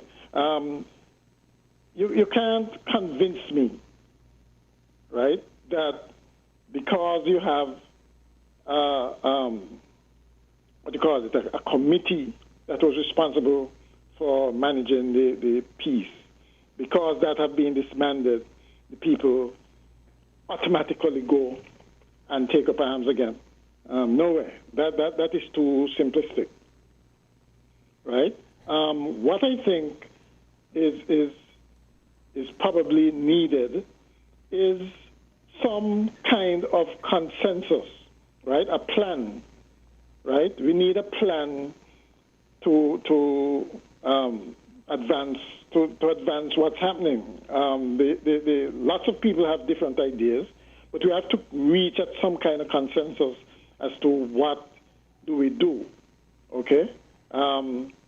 Because everybody is not, I think, on the same page when it comes to the solutions, right? And I don't think there's somebody benefiting from all the mayhem, okay? And it's absolutely necessary that we get some kind of consensus and make sure that we have both long and short-term priorities, okay? Because while we all agree that there are lots of societal ills that are causing this, we can't wait for those to be solved by long-term interventions. We have to deal with what happened over the past 2 days, okay? We can't just rely on the social interventions.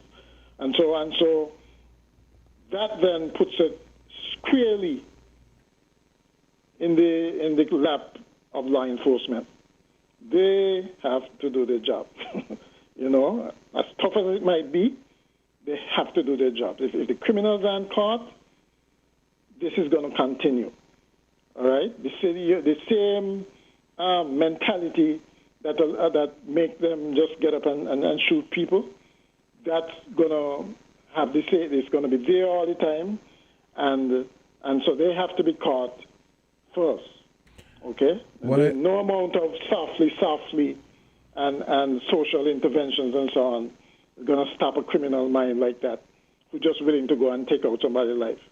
All right? So it has to be the hard police enforcement, right? I didn't expect the police to give any details on what may have happened over the past 2 days, right? Because, yes, it might compromise the investigations. But it would have been reassuring to hear them say that it was related in some way, all of them, because if it is just that they were random and indiscriminate, that is particularly frightening, I think. All right? Because it means that it can happen to any one of us. Okay? So while I understand the reluctance to give out information, I didn't hear any clear indication that they were going to really put a stick to this, right? Come down really hard to make sure that this stops, right? And I think that is what is needed in the short-term plan, all right, to be able to stop. What I find interesting because is it's all reactive, you need a plan so that it can be proactive, anticipate things, rather than wait for whether it's a spike or an upsurge or just a continuance. Were you asking something? No, I was saying what I find interesting is that I think Miss Henry mentioned something interesting. She said that it could very well be that some of the perpetrators of the recent crimes got eliminated within the last few days. So what you're saying? That no. I'm just saying it should subside now. Then that's not what I'm saying because it's a self-reinforcing cycle. Because if, let's say, for example, the person responsible for one of the crimes yesterday was killed last, then someone is going to go after the person who killed that person. So there's still no end in sight. So, but don't you believe that these factions, if you want to call them that, have some kind of leadership structure in them? I'm sure they do. Yeah. Right. After you fashion. think, Yeah. after all these years, right, that the police knows that structure? Yeah, I tend to agree with you. So what is preventing them from doing something about it? What do you think? Don't tell me the police are scared of them. Sometimes I think being a small society is, it could be an impediment to a lot of things that people wouldn't think twice about doing in larger ones, you know? Well, okay. The thing is, there's two ways to do this. Either you come down hard on them, or you approach them to try to solve it. Right? I don't see any other choice. Right? If you're too afraid to move in on them, then pull them in and negotiate with them. Isn't that as unpleasant as it may be, it may sound. Since you can't do the other thing. Isn't that akin to negotiating with terrorists? That's exactly what it is. That's exactly what it is, you know. But when people were saying that essentially what you had here was essentially blackmail, extortion with this pay for peace part of the thing, you know, nobody seemed to be paying attention. If this pay for peace thing or peace initiative, they want to say now that the payment part of it, the transactional part of it, was just one element. But if that seems to be the element that was touched, and if that is the case, right, and you really feel it was a success, how come it wasn't properly documented so that the current government knew exactly what was going on? They said they didn't stop it. They knew exactly what was going on. That's a very good point. And so point. we should not have come to this if they haven't stopped paying whoever it is. I remember. Why is it that we have an upsurge in the violence?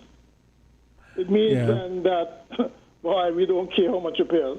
Well, if we're doing what we want to do. Anyway. I was discussing that with Azad, and he was saying, if you were listening, I think he was saying that, I think you were online at the time too, wasn't it? Could have been this morning, yeah, he was saying that he made a good point. He said, basically, it's a semantic game because he's saying, we haven't ended it. Yeah, you haven't ended it. But so in what capacity is it still in existence? You know, we need to know exactly. Also, he pretty much admitted that it was not ended. You mean when they left office? No. I mean, Azad said that. Well, I used the term. Those were my words.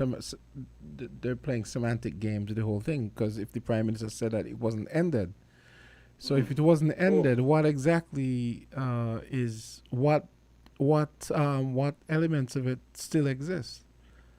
Exactly, and that's why I asked about the leadership part of it. Is it that even the leadership of those elements, they don't have any control anymore, and it's you know, I mean that's even more. That could result in even more chaos. I mean, I remember at the time I said that, you know, sometimes you have to do novel things.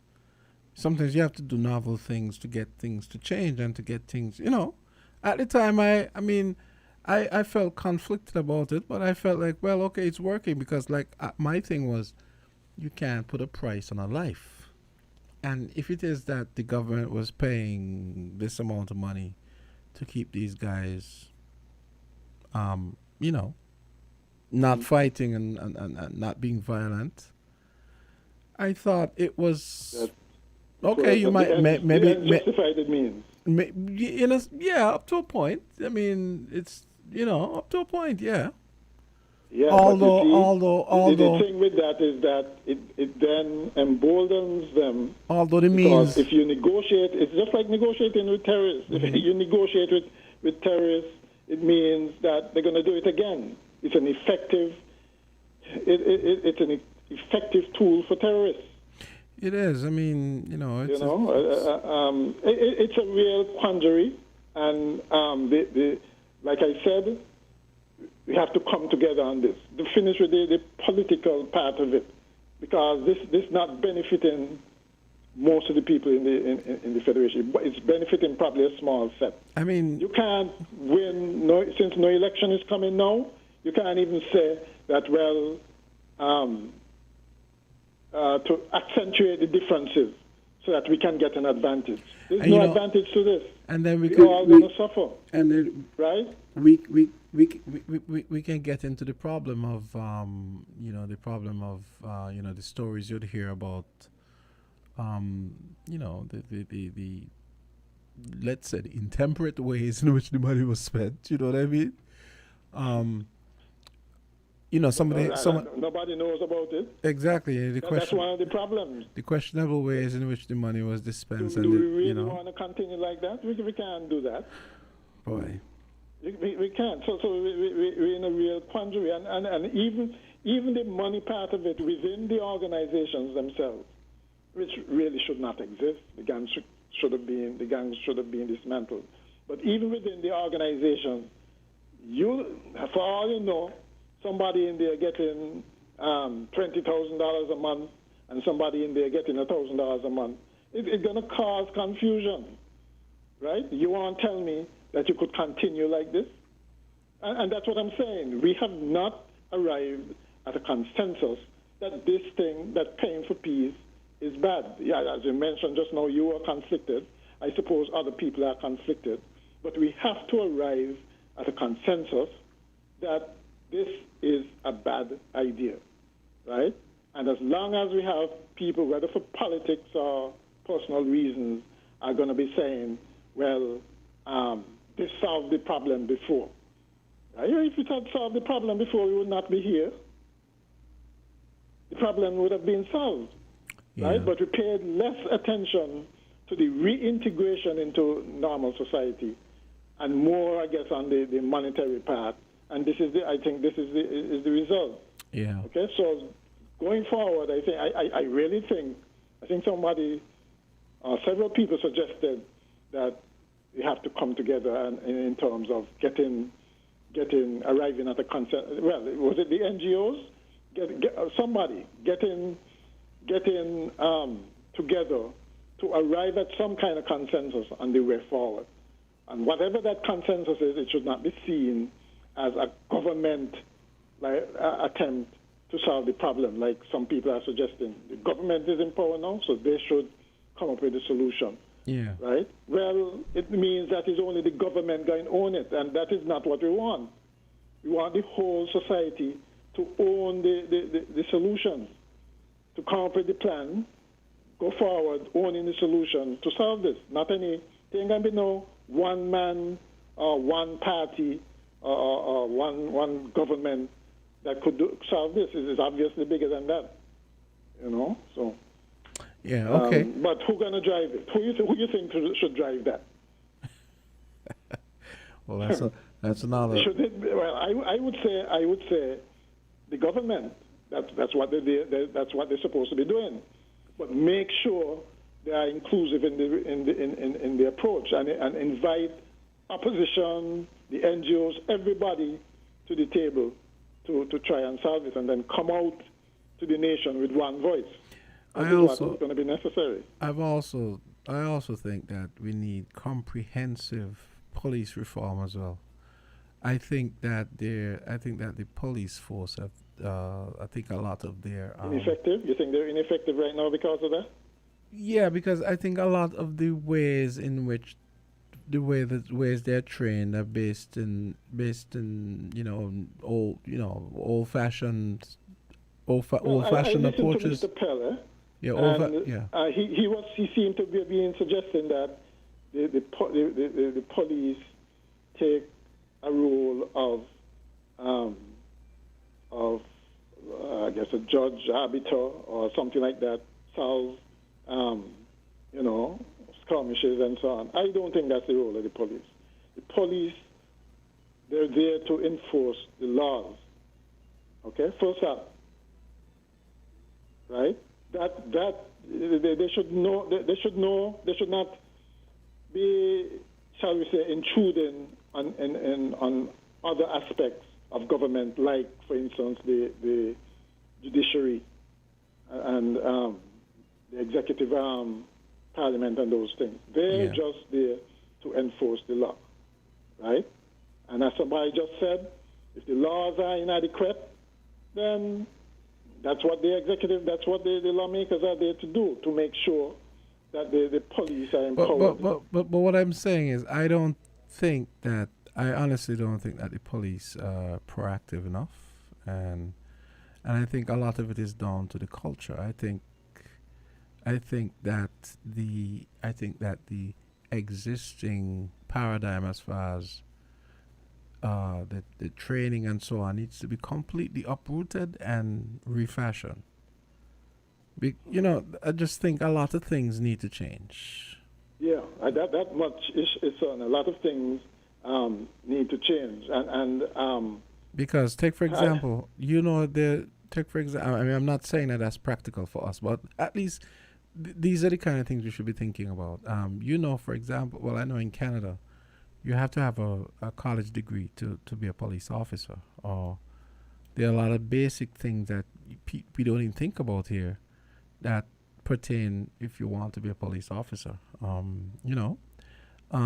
That's true. That's true. You think we could get away with that here?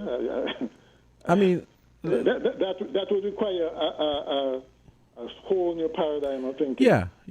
But the police option as a career should not be a last minute desperation thing where people figure, I can't get a job anywhere else, let me go and be a police officer. Because let's face it, that's what happens. But they still have the tiers. You asked, I think, if they have detectives, and the answer was yes.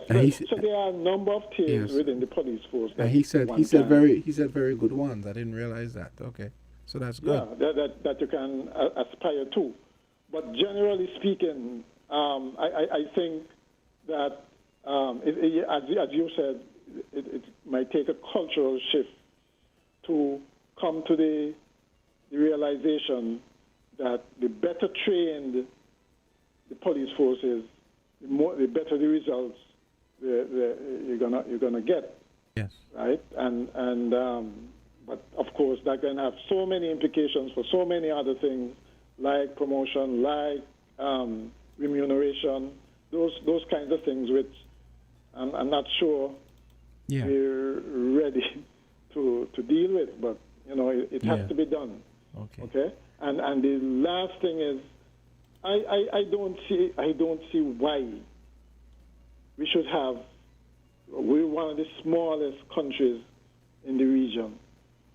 Why this thing should be happening? There's something going on that neither you, I, and maybe not even the police know that is happening. Something nefarious is yes, happening I agree. here. I agree.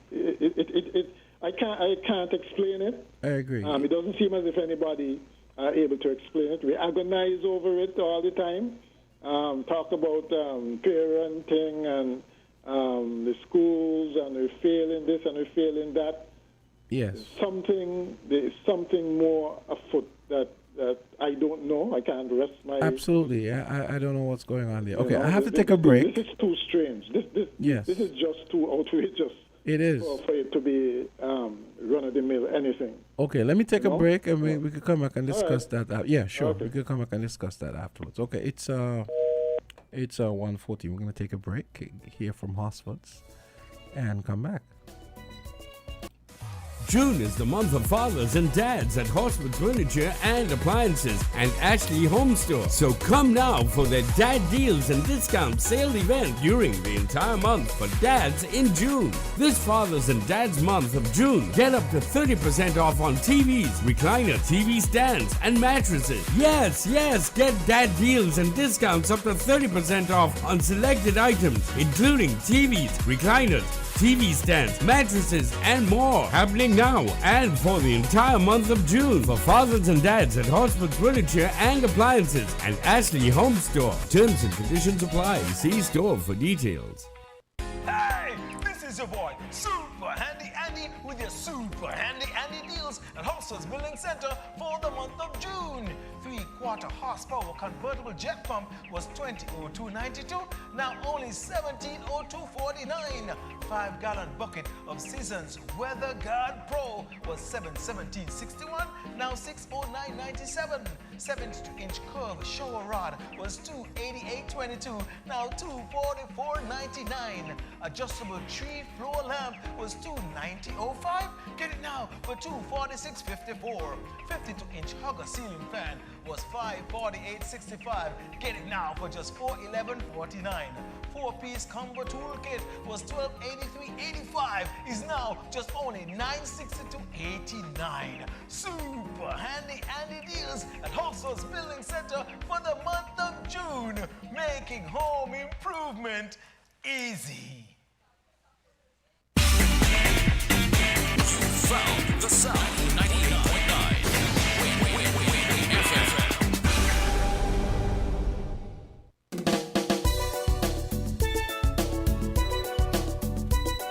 And we are back on Voices. It's 1:16. Let's go straight back to the phone.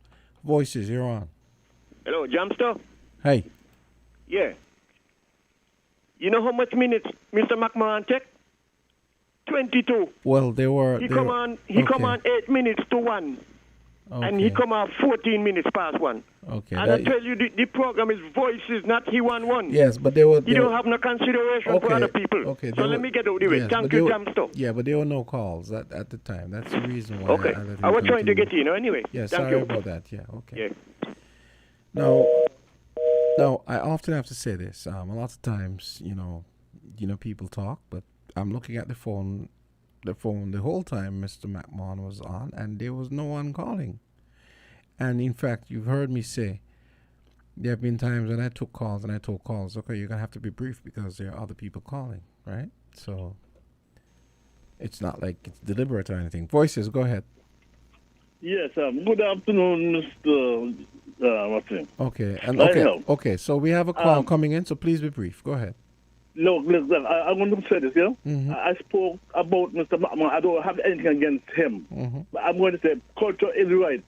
Because I've been calling in on the tree lines, and all they were busy. Okay. You had a conversation with Mr. McMahon. Okay, I agree. And I what was looking at the what phone, he- and it was no. not ringing, and it's ringing now. And I think you made What your he said, okay. what Mr. McMahon said about take the politics out of it. You cannot take the politics out of it. The politician is the blame, is the one to blame, not the people, the politicians. And if the politicians don't look after the people, people will look to take the $500 from the people who is suffering. Why Mr. McMahon don't talk about that? Don't have the conversation. Let people call in and express their mind of what's going on in the federation, whatever. Okay. Okay, sorry. Well, see, caller, go right ahead. See, there's a caller right here. So I'm gonna have to wait. Hang on one sec. I'm gonna have to do this. If people are complaining about people being on the line, but I'm gonna find a nice spot where it sounds like you just completed a sentence, and I'm gonna cut you and go to the next caller. So, which is what I just did. Caller, go right ahead. Yes, good afternoon, Jamsta. Yes. Okay, please be brief. I have been listening to the program. Yeah. And we have to be careful with the narrative that we are putting out there in the public's domain.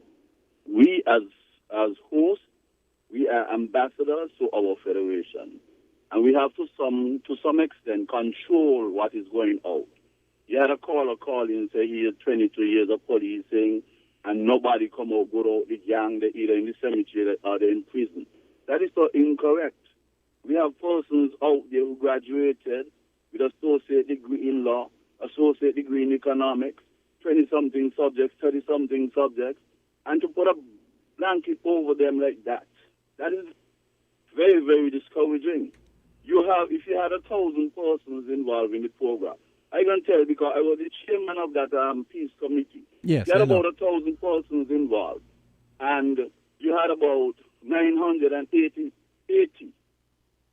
people in the straight and the narrow, and you have another 20 creating problems. It is not fair for you all to be describing the youngsters them as that. You all have to control the narrative. Fair enough. We are selling the wrong message. and to take it out on the police and say that they're being proactive. That is not so. When we had the peace program, you had Brandy. No, I actually said they aren't. I actually said they aren't being proactive. That's what I said. They're not being proactive? Yeah, that's what I said. No, and I tell you that you're incorrect. Oh, the okay. guy was there with us, and it wasn't for people like Adolf Adams, Carter, Brandy. We would have never experienced the peace that we experienced in a period of time. Fair enough. And Adams is still doing a heck of a job, consulting and meeting with these people on a regular basis. But we are forgetting that when you're dealing with social science, you're dealing with human beings who you cannot put in a lab, put in a test tube like a physical science, and experiment, and decide what the outcome would be. People evolve in a certain changes and different factors start to impact them. They change in different ways. Fair enough. So if you're not a part of the journey, we are not qualified to talk about the story. We must invite people who are in the know, because it's very easy to suggest solutions when we don't know much about the problem.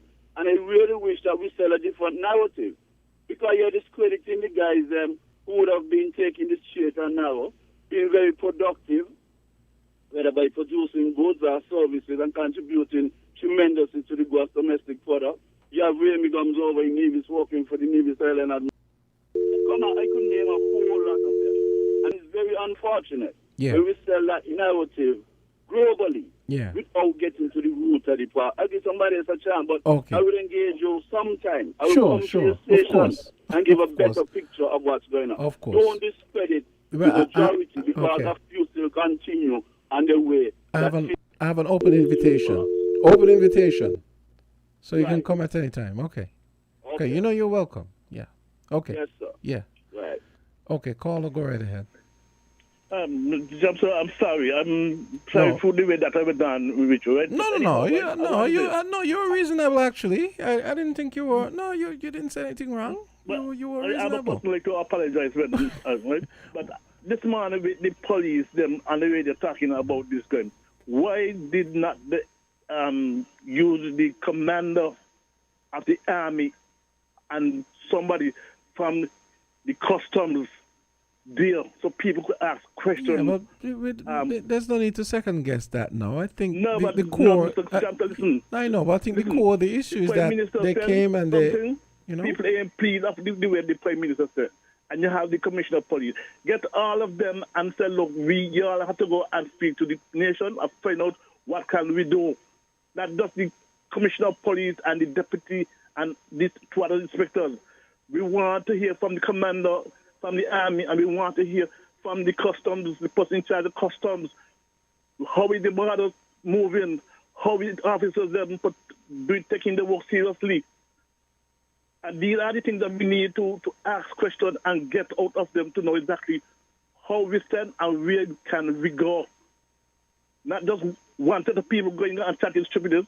I disappointed this morning with these officers. But I think the important thing is at least the police came. I mean, they're the ones, they are front and center as far as crimes are concerned. I understand your point about the customs, but I don't think there was, if they were there, it would be nice, but I don't think... Power than the police I know, and the army. But I really don't think we should be criticizing them just because customs and the army. No, we have there, to. To be honest, it has to be because it is a. Guys, it would be more symbolic than anything.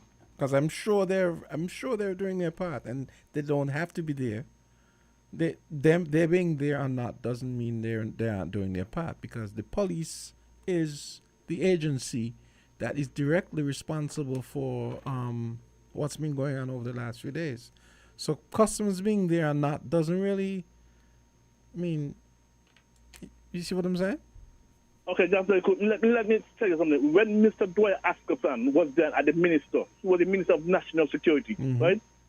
And when you see Mr. Askerson call a meeting to the head of all the departments, he have the army, the chief of police, police from custom, and each and everyone who can give input and where he can go about crime. That's what Mr. Askerson used to do. As a Minister of National Security, ask anybody and they will tell you. So every Monday morning he had them down in the office. And this is what we need. If the work is too much for the Prime Minister, give it to somebody else, let them run it, and things will go more easier. He's not supposed to be in politics. He's supposed to be looking after people because he's a medical doctor. And that is his problem at this moment. Have a pleasant good afternoon. Okay, great. Let's go to another call. Caller, go right ahead. Go right ahead, call. Okay, I don't know what happened just now. I was trying to get that caller to come through, but okay. No, I think that was an example where I always say sometimes we're a little unreasonable. I mean, we had a bunch of murders, a huge cluster yesterday, and the police come on. I mean, come on. Now we're going to say, oh, the customs should have been there, the army should have been there. Come on. Come on now.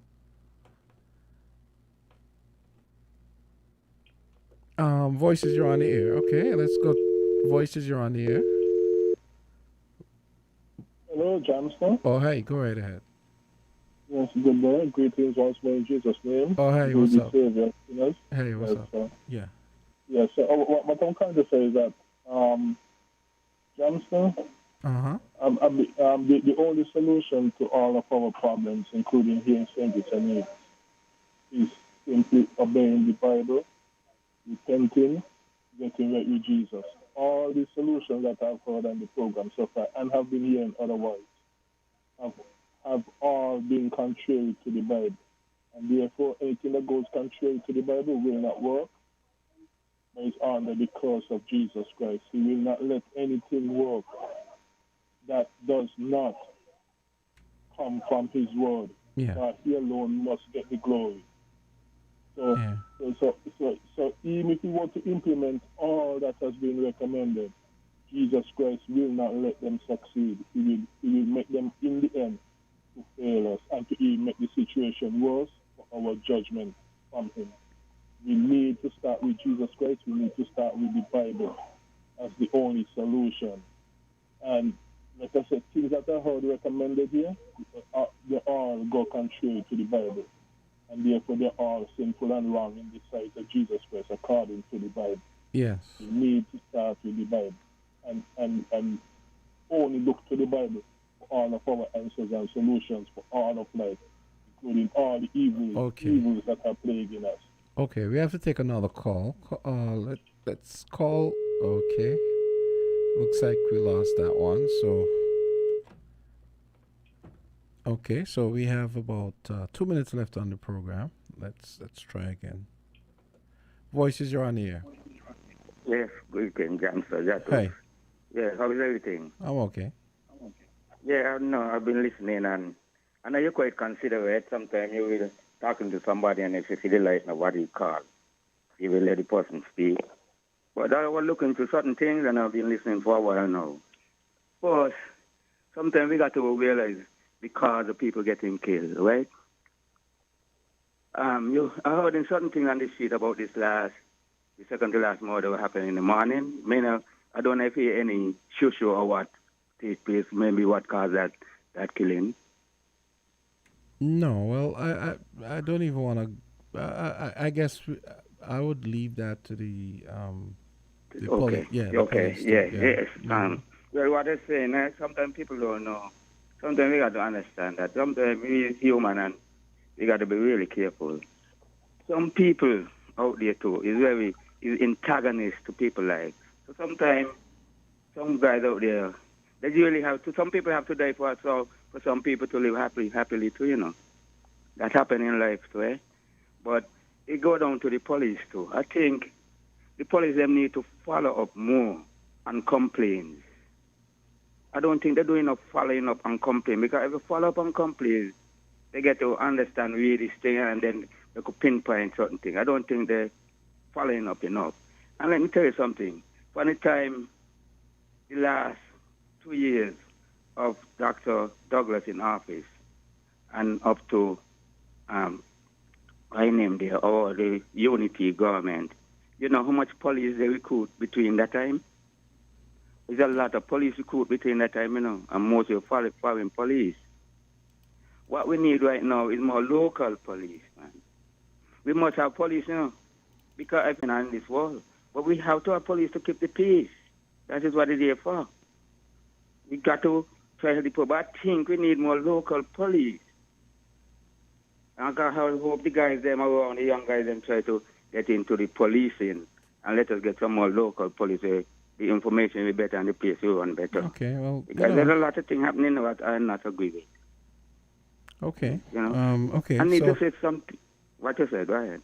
No. It's 1:30 now, so I have to wrap. So you. Yeah. But I want to talk to you something about Messiah, but next time I will do that. Okay. Okay. All right. Great. Yeah. Bless up. Okay. Great. Okay, folks. That's gonna do it for today's edition of Voices.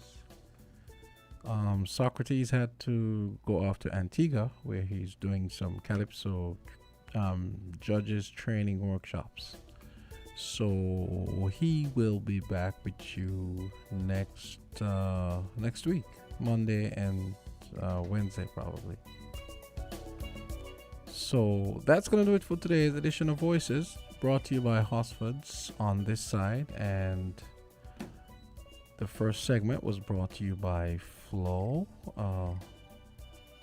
Was brought to you by, I'm trying to find this. Let me get. Yeah, so it was brought to you by Flo, TDC, and Rams. That was the first half, and this quarter brought to you by Hosford's. So here's hoping you'll join us for Voices on Friday as well. This is Jamsta saying, have a nice afternoon.